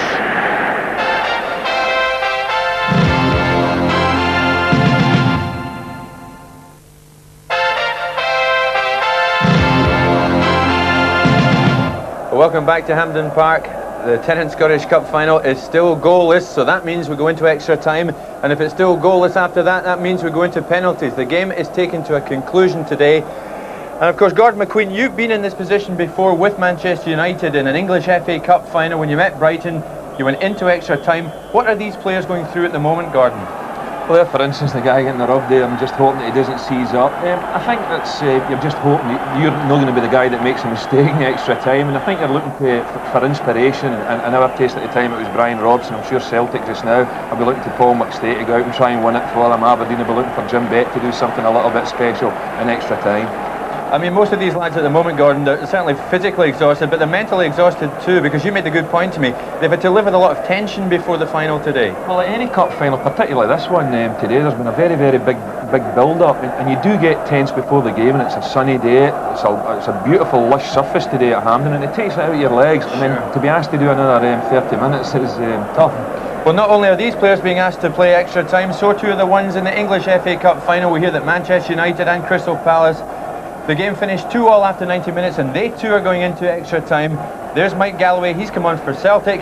And now hand back to match commentator Jock Brown. And the player who has gone off for Celtic is Billy Stark, who's worked very well indeed. He played very well early on in the match for Celtic in particular. Obviously showed signs of fatigue later on. And the fresh legs of Mike Galloway go on. He'll play in exactly the same position, I fancy. The sun comes out for the extra half hour. It's Aberdeen who will start the first period. They've made no changes at this stage, and Celtic still have Tommy Coyne in reserve. So 30 minutes of extra time to come to see if the deadlock can be broken. Celtic certainly have been very tough cup contenders in defence. They've only lost one goal in the cup so far this season. That was against Forfar when they went behind very early on. Came back to win 2-1. Aberdeen, on the other hand, have been scoring a lot of goals. They've scored 16 times in 4 ties. And here's Anton Rogan. Interesting enough, Jock. Aberdeen have changed tactically. They've brought Bett wide right now, and also they've changed Gilhaus and Mason. Mason to be picked up by Elliott and Gilhaus to be picked up by Whyte. I think they feel that Gilhaus might cause Whyte problems. in extra time. So Anton Rogan having the first effort of extra time on goal. But not with any success. Snelders with a goal kick. Up goes Wdowczyk. Irvine returns it. Elliott misjudged that. Here's Charlie Nicholas. He's held back by Elliott. Now Paul Elliott has already been booked, and that may well have been considered a professional foul by the referee. He's taking no further action though. And there was Nicholas getting in there, trying to get away from Elliott, who held him back. So free kick to Aberdeen. Paul Elliott with that yellow card earlier in the match has to be careful.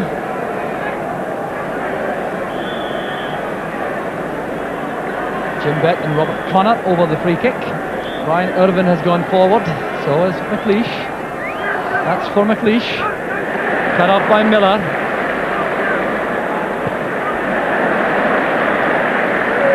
Long ball with David Robertson to collect.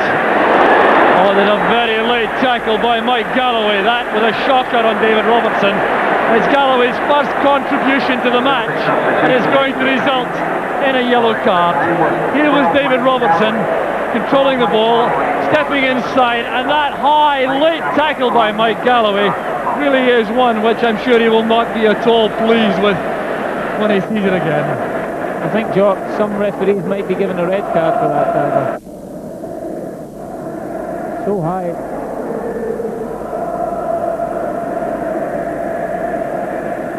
Well, that was almost painful up here. Yellow card for Mike Galloway. Certainly, there's no complaints about that. Interestingly enough, Celtic have now changed their midfield with Jim Bett going right. They've changed Grant and McStay. McStay's went into play centre midfield now. David Robertson appears to have recovered. Certainly, you'll recall that tackle with no pleasure. There was Elliott's header. Lobbed forward by Connor. The header reaches Mason.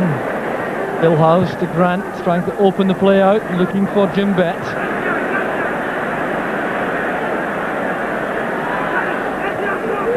Played back by Bett to McKimmie. Nicholas with a return pass. It's sliced high in there by Whyte. And Pat Bonner had to get his bearings very quickly there. It could have dipped over his head. Some sharp attacking here from Aberdeen. Stuart McKimmie setting up the ball inside. Nicholas with the return, which Whyte attempted to intercept. Bonner took it safely.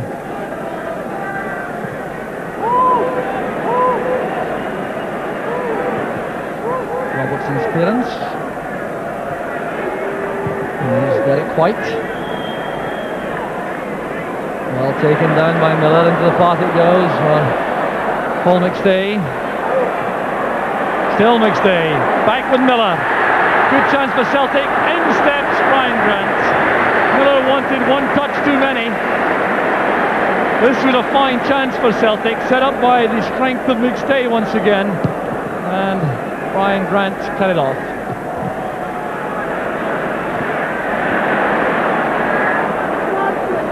Anton Rogan forcing his way forward on the left. Misunderstanding there with Dziekanowski, who started to make a run into that channel but then checked out.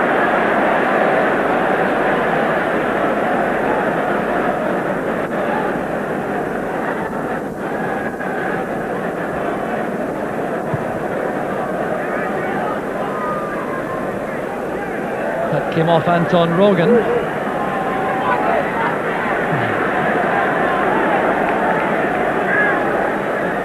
Bett's throw, here's Gilhaus.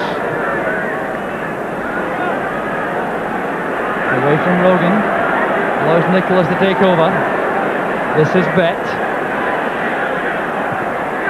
Delicate ball towards Gilhaus. There it is to Nicholas. Away by Wdowczyk. Neat play by Aberdeen, just a shade over elaborate. Here's Peter Grant. Joe Miller.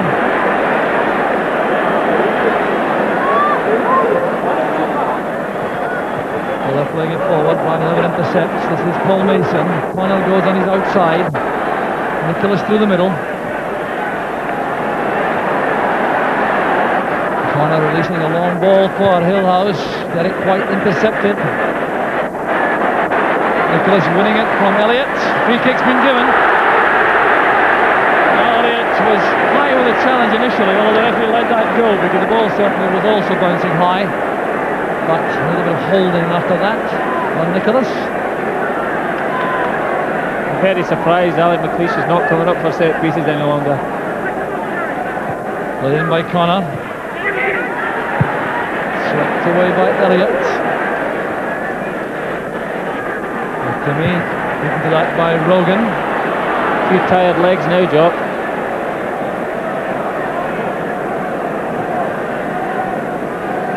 We're into a stage in the final where an error could certainly result from tiredness and settle the destination of the cup. Ryan Irvine did well. Good pass back into the side instead of Willie Miller this afternoon, and he certainly justified Alex Smith's fate.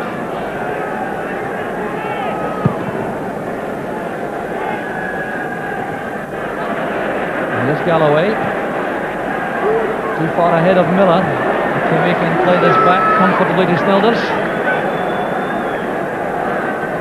Some sign of activity on the Aberdeen bench now.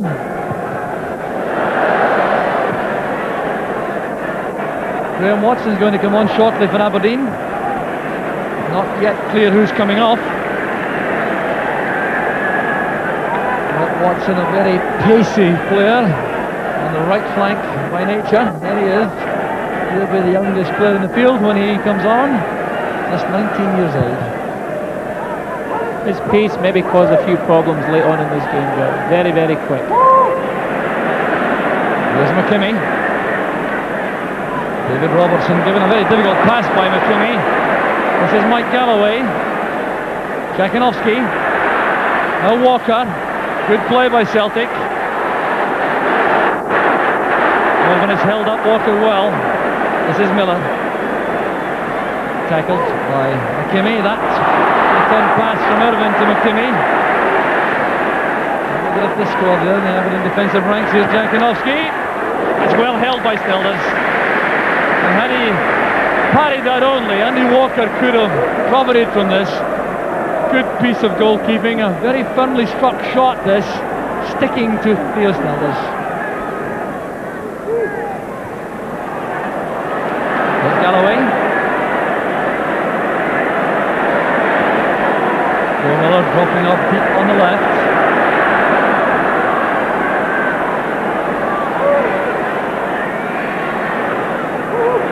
Joe Miller. Now Dziekanowski trying to turn in the box. Tackled well by McLeish. That's a corner kick. Hopeful look by Dziekanowski towards the referee for a penalty, but McLeish clearly played the ball. And news from Wembley is that Crystal Palace have gone ahead in extra time. Ian Whyte has scored his second to make it 3-2, and substitutes will now be brought on for both sides. Tommy Coyne is coming on. So too is Graham Watson. And it's Andy Walker coming off. Yes, I think a wise move, you know, fresh legs coming on to bolster the Celtic attack. I still think he'll just go and play in the same position as Andy Walker's played and allow Dziekanowski to play off the front. Well, off goes Andy Walker, on goes Tommy Coyne. Aberdeen have changed their mind about making a substitution while they're defending against this corner kick. They don't want to have any lapse in concentration and defence for this set piece. Put in by Miller. Knocked away by Irvine. Nicholas guilty of a bit of pushing there on Wdowczyk.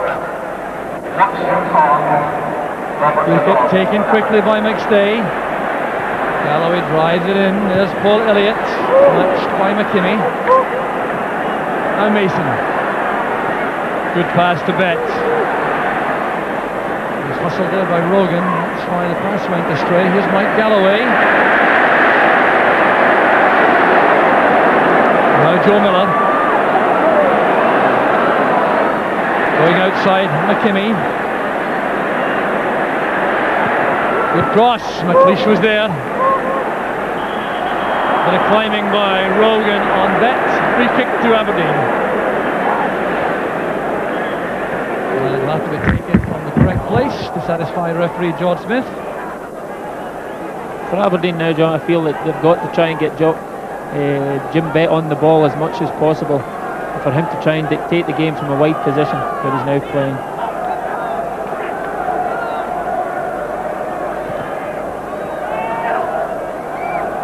Touched on by Gilhaus, but straight to Derek Whyte. McLeish with a header. Way to come off the hand of Hans Gilhaus, but the referee allows play to continue. Here's Nicholas playing that in for Mason. Elliott wins it, takes a blow in the face in the process. Now Derek Whyte. First touch for Coyne. Miller goes inside. May go all the way himself. Good running by Miller. Well, everything except the finishing shot. Celtic have definitely taken charge of this half of extra time. They've dictated the game for long spells. It's just unfortunate he's off target with that hit.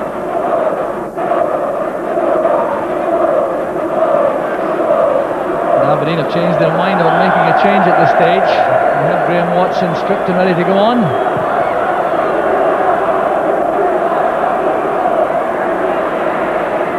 Elliott's header. There's Coyne trying to get the better of David Robertson.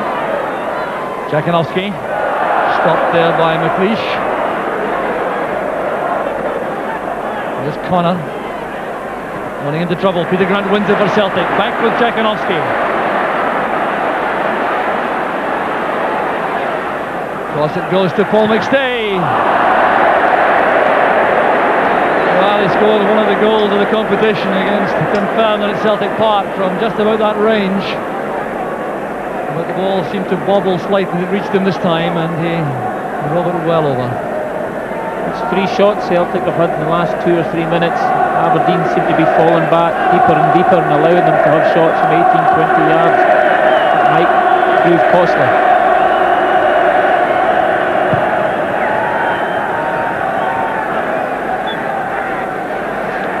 Rogan. Stuart McKimmie steps in as Coyne and Miller leave the ball to each other.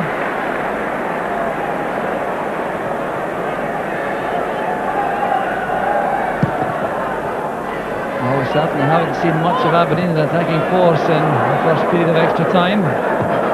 Good tackle by Rogan on Gilhaus. This is Miller again, driving at the Aberdeen defence. Good run made by Coyne. Followed across by McLeish. There was a chance for the first time effort. Joe Miller's shot. It did come off Dziekanowski. The goal kick's been given. A good play this from Coyne, getting in the cross. Joe Miller taking it. It came off Dziekanowski. And relief for Aberdeen.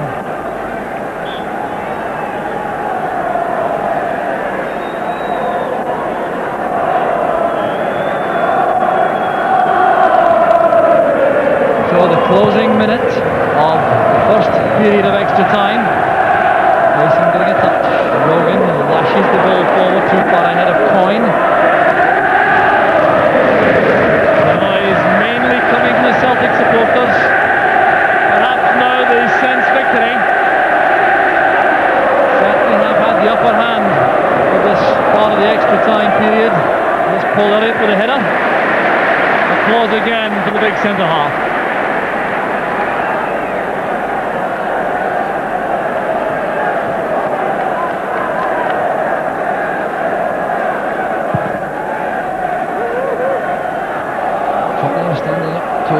Galloway back with McStay as the half-time whistle goes in extra time. So the first period is over. There's still no scoring, and fatigue obviously a major factor now. There's going to be a change made by Aberdeen down on the track. The fourth official, Jim McLeish, has appeared to draw the attention of the referee to Graham Watson, who will replace Paul Mason.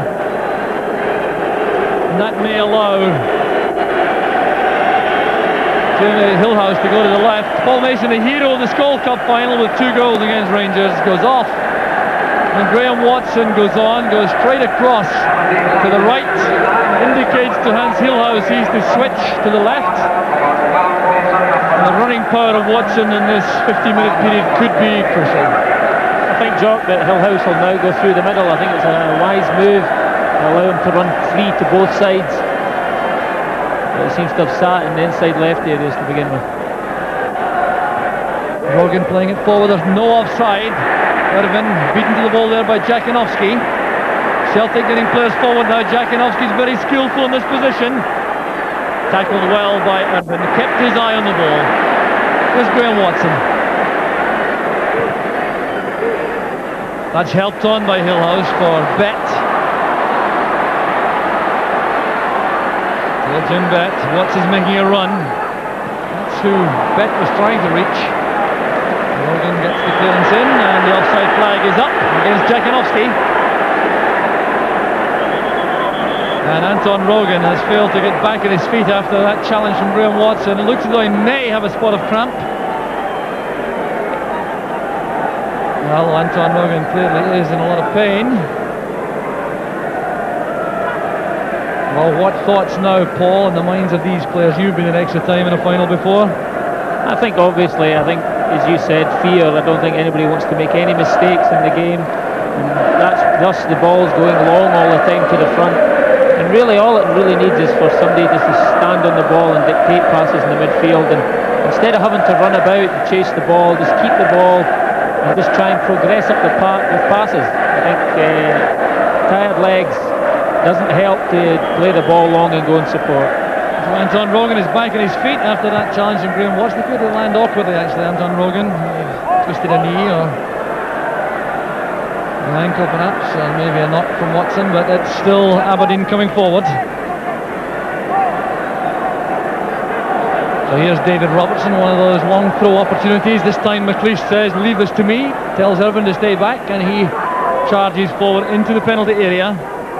There's McLeish, battling with Elliott. Now Paul McStay, good running by Rogan. The fresh legs of Graham Watson give chase. Back with McStay. Galloway's free on the right if McStay chooses to use him. No misunderstanding there. Possession back with Aberdeen. Here's Connor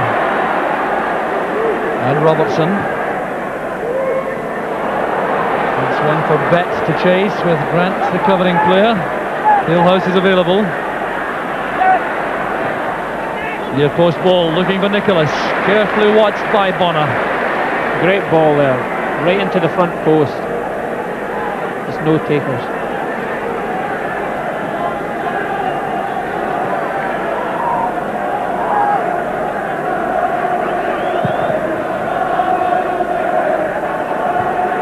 Morgan's header. Won by Dziekanowski for McStay. Coyne is offside. The Aberdeen defence had that well under control. Tommy Coyne offers no argument.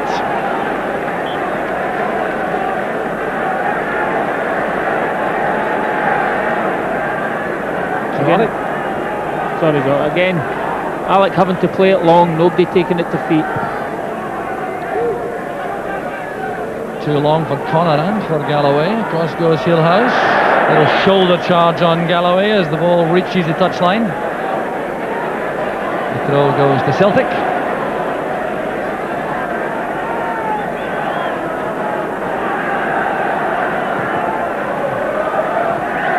Dziekanowski beaten by Irvine. Here's McStay.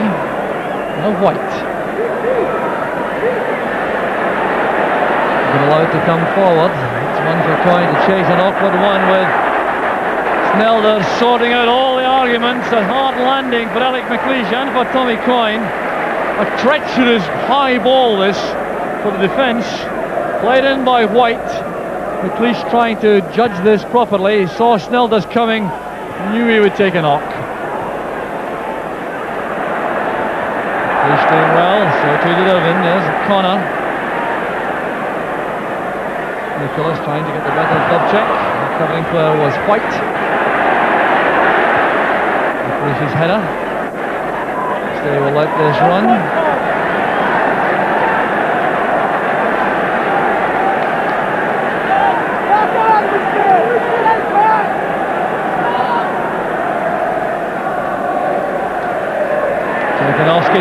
Galloway, but Robertson's quick enough. Galloway trying to make progress on the right, but David Robertson is very difficult to pass on the outside. He's so quick with a very good left foot.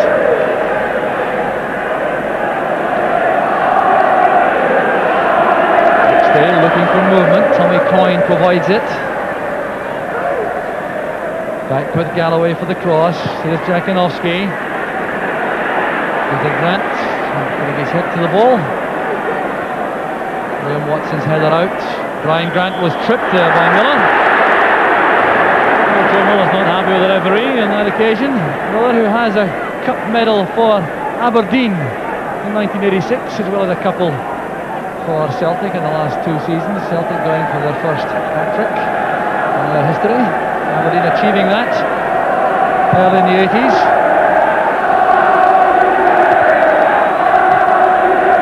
Connor lofts it forward, won by Whyte. There's McKimmie trying to release Graham Watson, who's very quick indeed, gets that ball ahead of Rogan, forces the challenge. Graham Watson lost just about a year from his career with a bad leg break. He's come back, worked himself very hard indeed to get back in the first team reckoning. There's a hold up now. An Aberdeen player on the ground, suffering, it would appear, from cramp, and that looks like Stuart McKimmie. There certainly has been tremendous effort expended this afternoon, Paul. Oh, there's an experienced professional. You know, he's played 6-7 years in the Premier League, going down with cramp. It just shows you how much exertion the time it's in this game it's been. You know, I think he's running down that right hand side most of the game, and now he's struggling a wee bit. But I'm sure he'll be up and running about in a couple of minutes. So McKimmie is back on his feet. Aberdeen have a throw over at the corner flag. Graham Watson will take it. Nicholas offers himself short. Bett is beaten in the air by Galloway. There's Connor. A chance now for Nicholas. Good goalkeeping by Bonner. That was down to positioning. As Nicholas set himself for the shot, Bonner adjusted his position to close down the angle. Great ball in here. Good header. A good header from Connor, but exceptional strike from Charlie Nicholas to keep it down, and a great save. No luck for Nicholas. His first cup final. Connor doing a fine job in goal for Celtic once again. But Aberdeen have had a new lease of life in the second period of extra time. Celtic certainly dominated the opening 15 minutes, but Aberdeen are hitting back now. Watson back to McKimmie.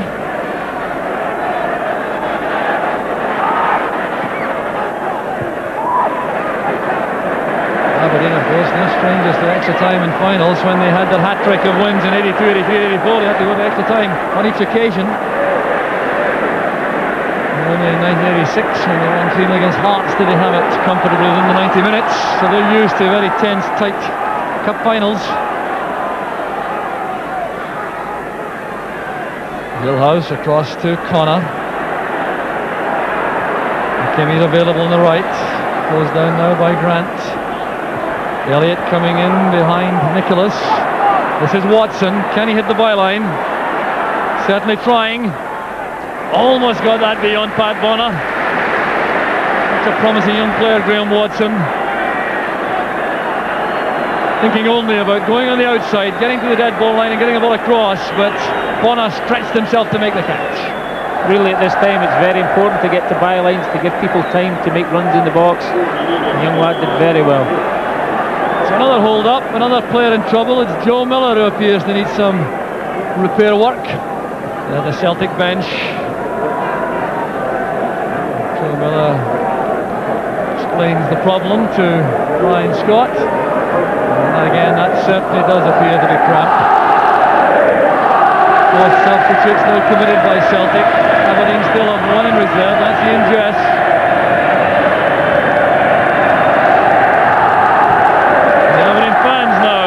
Offering some vocal support for these closing stages. Billy McNeil on his feet. Retreats now to the dugout. have to continue. There's no substitute available now for Celtic.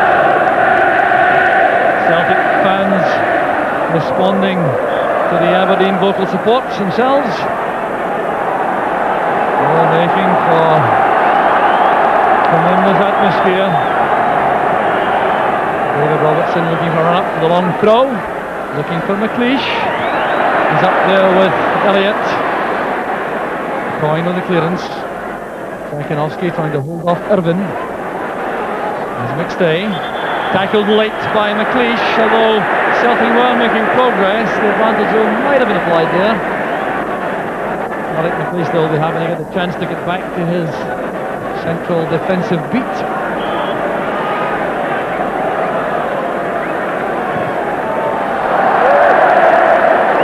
Free kick. Robertson decides to play the ball. It's away from Coyne. Too high for Nicholas. Well, now looks as though this match may require to be settled on penalty kicks. Time rapidly running out, and that's a prospect I'm sure the players will not relish, Paul. No, I don't think so. I think the two teams have given us a fair today. I think it's going to be disappointing. It's going to have to go down to penalty kicks. I think the replay merits the performance of both sides. McKimmie's header. There's Paul McStay. The offside flag is up against Joe Miller, who is slow coming back, as you might expect now that he's suffering from cramp. So free kick to Aberdeen.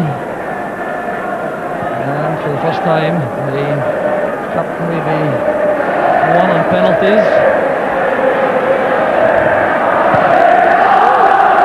Free kick. Elliott wins it from Gilhaus despite the Dutchman backing into him. That's the view the referee takes. He's given the free kick to Celtic. There's Wdowczyk. Galloway's free on the right. Wdowczyk didn't see him. Coyne battling for possession.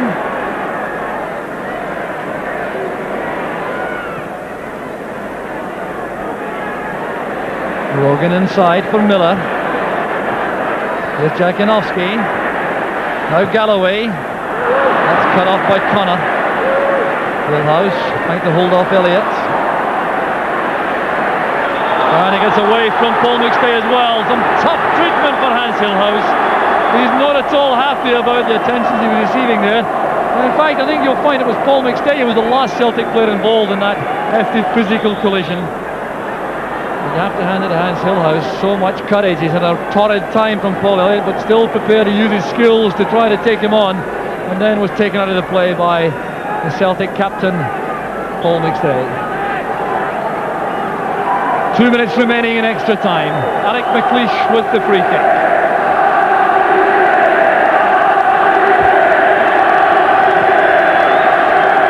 That's towards Gilhaus. Elliott comes to win it. Robertson looks for the throw in vain. Came off his chest. Celtic's throw. Peter Grant judged that well. Here's McStay. And now Galloway. Coyne's made a run through the middle. Picked out well by Galloway. The covering player is McKimmie. Aberdeen trying to get players back now as Coyne takes on McKimmie. He's done well to hit the byline. And it's McLeish who saves the day for Aberdeen.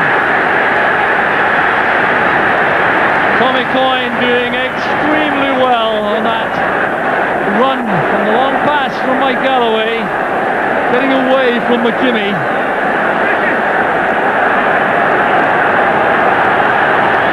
Corner kick to Celtic. It could be the last chance for the match to be won in open play. But in the last minute of extra time,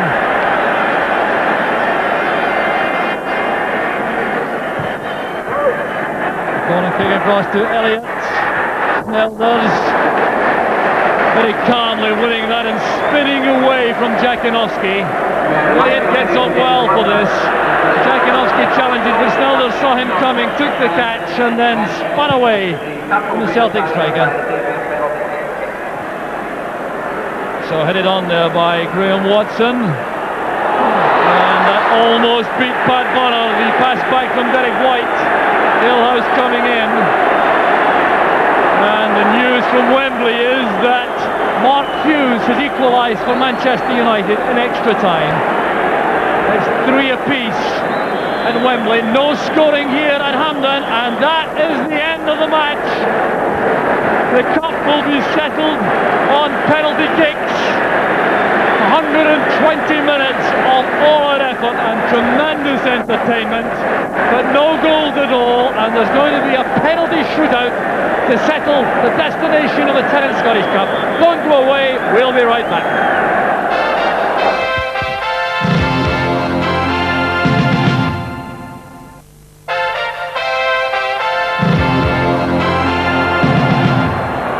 Welcome back to Hampden Park, where you're about to see history made in Scottish Cup terms. A penalty shootout at the end of extra time on the first 90-minute effort to settle the destination of the Cup. And tense moments these. Aberdeen won the toss to have the penalties taken at their end, if you like, where all their supporters are gathered. And Celtic will take the first kick, which gives them an edge. It's Derek Dubček, who won a cup medal in Poland a year ago for Legia Warsaw against Katowice. He'll take the first penalty kick against Theo Snelders, and this is crucial. Dubček against Snelders. And a disastrous start for Celtic. Dubček scoops that wide of the target.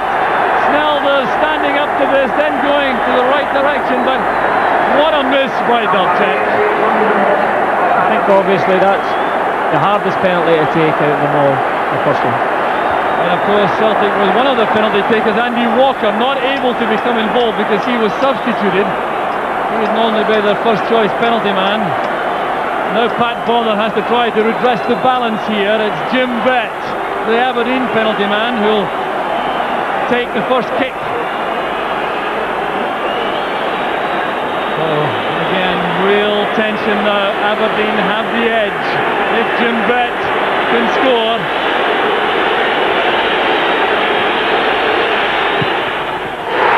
Brilliantly taken by Bett. The perfect start to the shootout for Aberdeen. Bonner guessed right, but the accuracy and the power was there from Jim Bett. Great penalty, right into the side net, and really took it very confidently.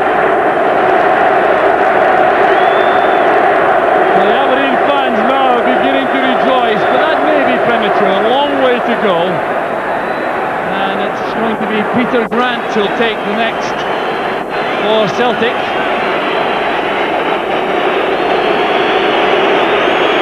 Peter Grant certainly can strike the ball with a lot of power with his right foot. Let's see if he goes for that, or the placed variety. Snelders placed into the corner by Peter Grant. This is a great penalty kick. Squeezed into the post. Snelders almost made it.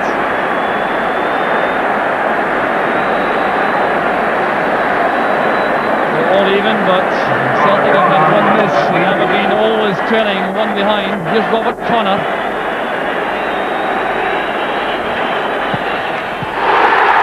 Straight into the middle while Bonner went to the left. Aberdeen using their experienced men early. Robert Connor driving this right into the gap vacated by Bonner. So still the edge is with Aberdeen. And Paul McStay, the skipper, comes forward for Celtic. And he really just can't afford to contemplate a miss. Two of the best goalkeepers in Britain here. One of them is Snelders. Beautifully taken by McStay. Celtic cling on. Snelders again commits himself. McStay waits and drives the ball in. Now the next penalty kick is going to be taken for Aberdeen by Hans Gilhaus. Now he's only taken one before in his Aberdeen career. That was at Celtic Park, and he missed. So Pat Bonner will be recalling that, I've no doubt. It was a fine save by Pat Bonner on that occasion. So a tense moment for Gilhaus. No mistake that time. Gilhaus. Again, a combination of power and accuracy. He also managed to send Bonner the wrong way. So far, both goalies have tried to pick the side. I think I'd like to see one of the goalies trying to stay up and maybe guess what side.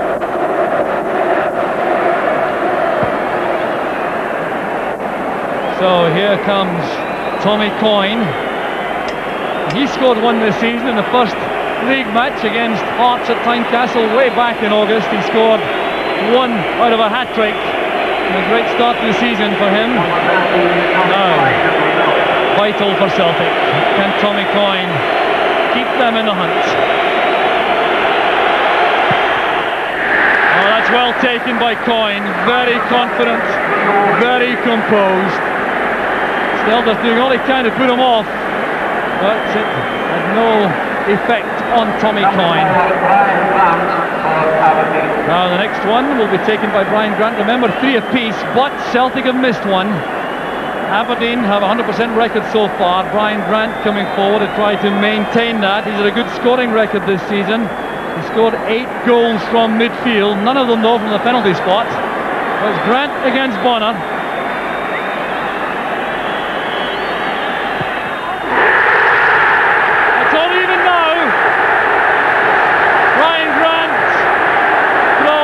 Turf away, the Celtic fans rejoice now. It's back to all even thanks to that miss from Brian Grant. Oh, what thoughts go through the head of a young man in that position. So the Celtic fans can barely watch. They're the youngster who can scarcely stand the tension. There are lots of people here who feel like that. Snelders now has to try to make a save. Mike Galloway taking this one for Celtic. Deliberately, carefully into the corner. Celtic have an edge by 1 goal. It's 4-3 for Celtic. That's well taken by Galloway. So one miss apiece, and it's Charlie Nicholas taking the last for Aberdeen. What drama here for Charlie Nicholas. This is what you call pressure now, John. A pressure kick, if ever there was one, for Charlie Nicholas, former hero of the Celtic supporters. Left for Arsenal, returned to Aberdeen, playing what is reckoned to be his last match for Aberdeen. Can he equalise the penalty kick shootout? Calmly and confidently, he ties up the penalty shootout. Well, Charlie Nicholas looking very placid about that. Scarcely a better player to take a pressure-packed penalty kick. I think I would have been blasted in that one. And now the managers have to come up with more players. We're into sudden death now. Billy McNeil trying to sort this out. Some discussion with the players. Derek Whyte may have to take one. Jockey Scott talking to Alec McLeish to sort out who will take them for Aberdeen. I think there'll be a few players trying to hide amongst them down there anyway. Well, one player who is not hiding is Joe Miller of Celtic, who is coming forward to take the first of the sudden death penalties.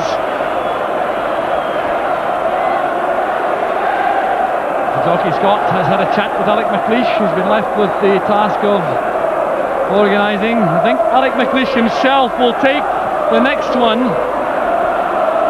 Joe Miller is going forward now. Joe Miller has been named the Tennant man of the match for his efforts in the match, and he now has the task of keeping Celtic going with this penalty kick. No problems there for Miller. The initiative is back with Celtic.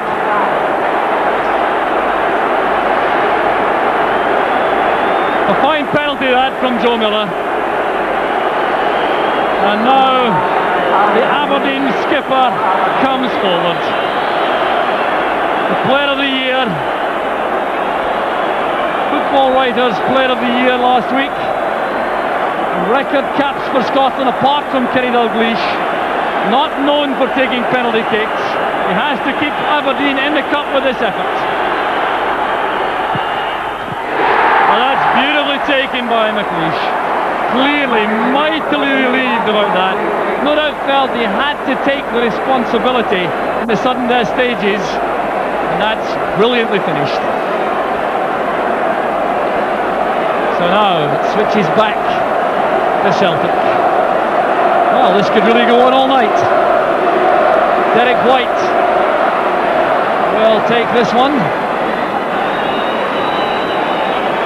One with the left foot for Theo Snelders to face. Looks as though Whyte is going for a blast here. Well, he didn't. Perhaps deceived Theo Snelders, as well as many of the crowd. Looked as though he may be blasting this, but he steered it in very carefully at the corner. So still no save made by either goalkeeper, but both penalties which have been missed have been sent past the post and then over the bar. So it's Stuart McKimmie who has all the pressure on him. Desperate moment for any player this, the prospect of missing the penalty which could send a cup to the opposing side. Stuart McKimmie.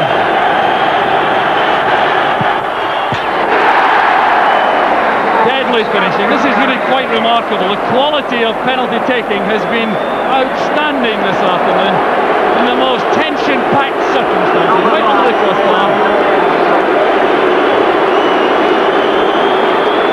So 6 apiece, 1 each missed, and Paul Elliott is now coming forward. Very much a hero of the Celtic supporters, and undoubtedly would have won a lot of votes for man of the match himself among the Celtic fans. Here comes Elliott against Snelders. Well, it's certainly the favoured call this afternoon. Goalkeeper's left.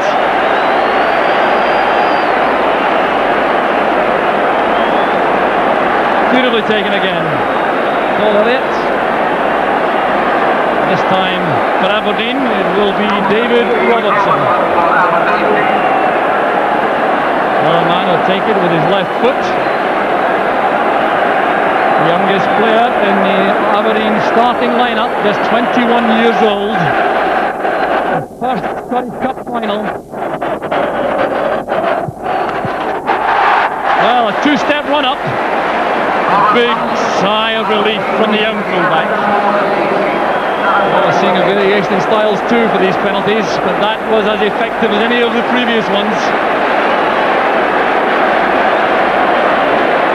And now for Celtic, it'll be the man who also won the medal for winning the cup in his native Poland a year ago, Dziekanowski. It was his countryman Wdowczyk who missed the only one so far for Celtic.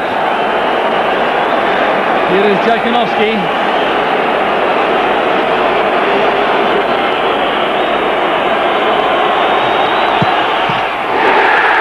Just inside the post, he's on his knees.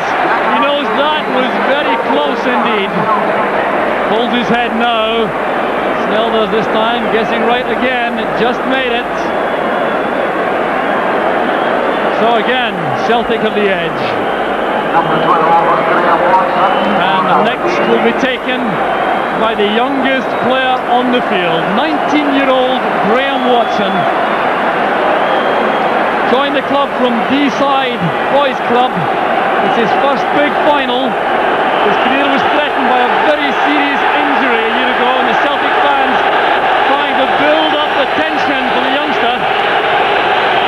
Tremendous noise from the Celtic end.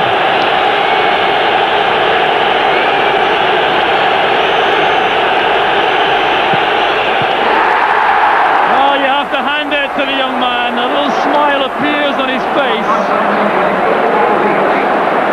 And the Aberdeen players go to greet him. A little wonder after that excellent penalty kick. A handshake from his skipper McLeish. A pat on the head from Gilhaus. And now the task for Celtic is entrusted to Rogan. Another man playing well, the Celtic supporter. The Aberdeen fans trying to make life difficult for Rogan. And it's a magnificent save from Theo Snelders. It might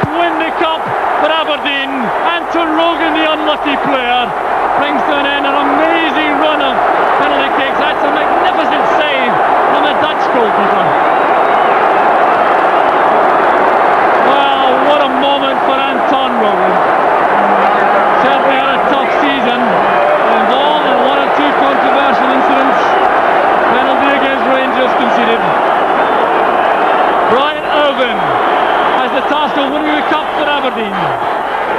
Aberdeen have won. It's Brian Irvine who wins the cup in the end for Aberdeen.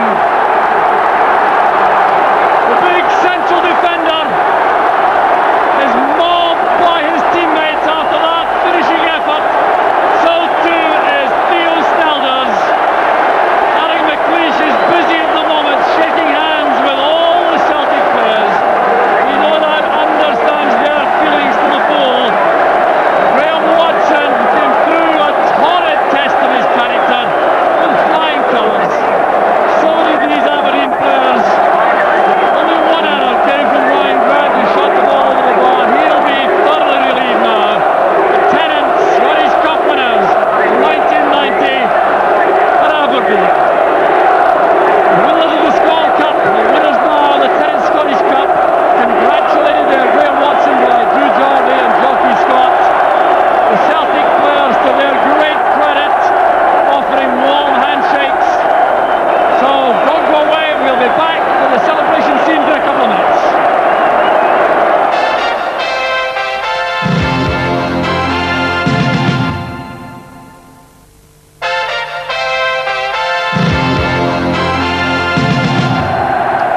Well, welcome back to Hampden Park. Gordon McQueen and myself were pretty exhausted after that penalty shootout, but tragic for the player who had to miss, wasn't it? Yeah, it was terrible. I mean, I've tipped Aberdeen to win, but I don't derive any satisfaction with that whatsoever. I mean, I think the SFA are respected throughout Europe, and they've done a great job, but I think they've got it wrong this time. Penalty kicks after the first game is a piece of nonsense, and for somebody like Anton Rogan to miss, it's a shame. A shame. Well, the cup has been won, the presentation is going on.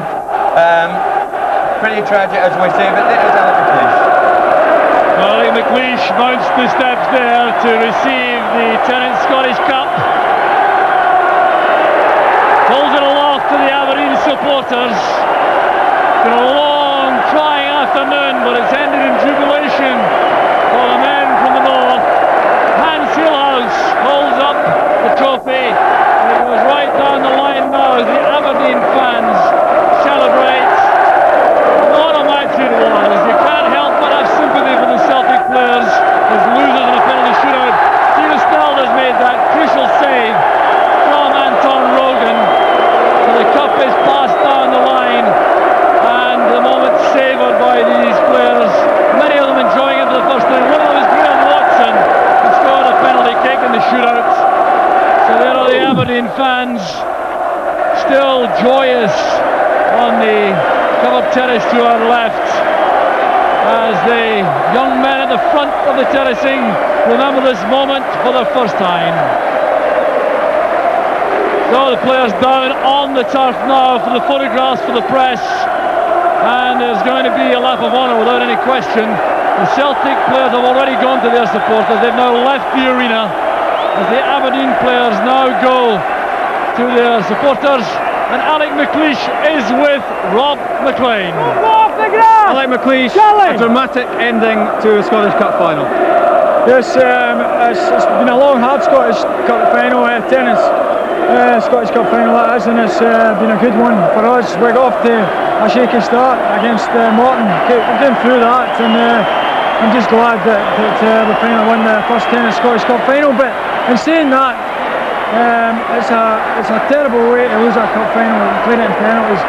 You know, okay, we're delighted to win it, and but I feel sick for Celtic. I'm not going to moon at winning it, but I mean, I'd hate to have lost that game. Not a classic game, was it? It was a classic game.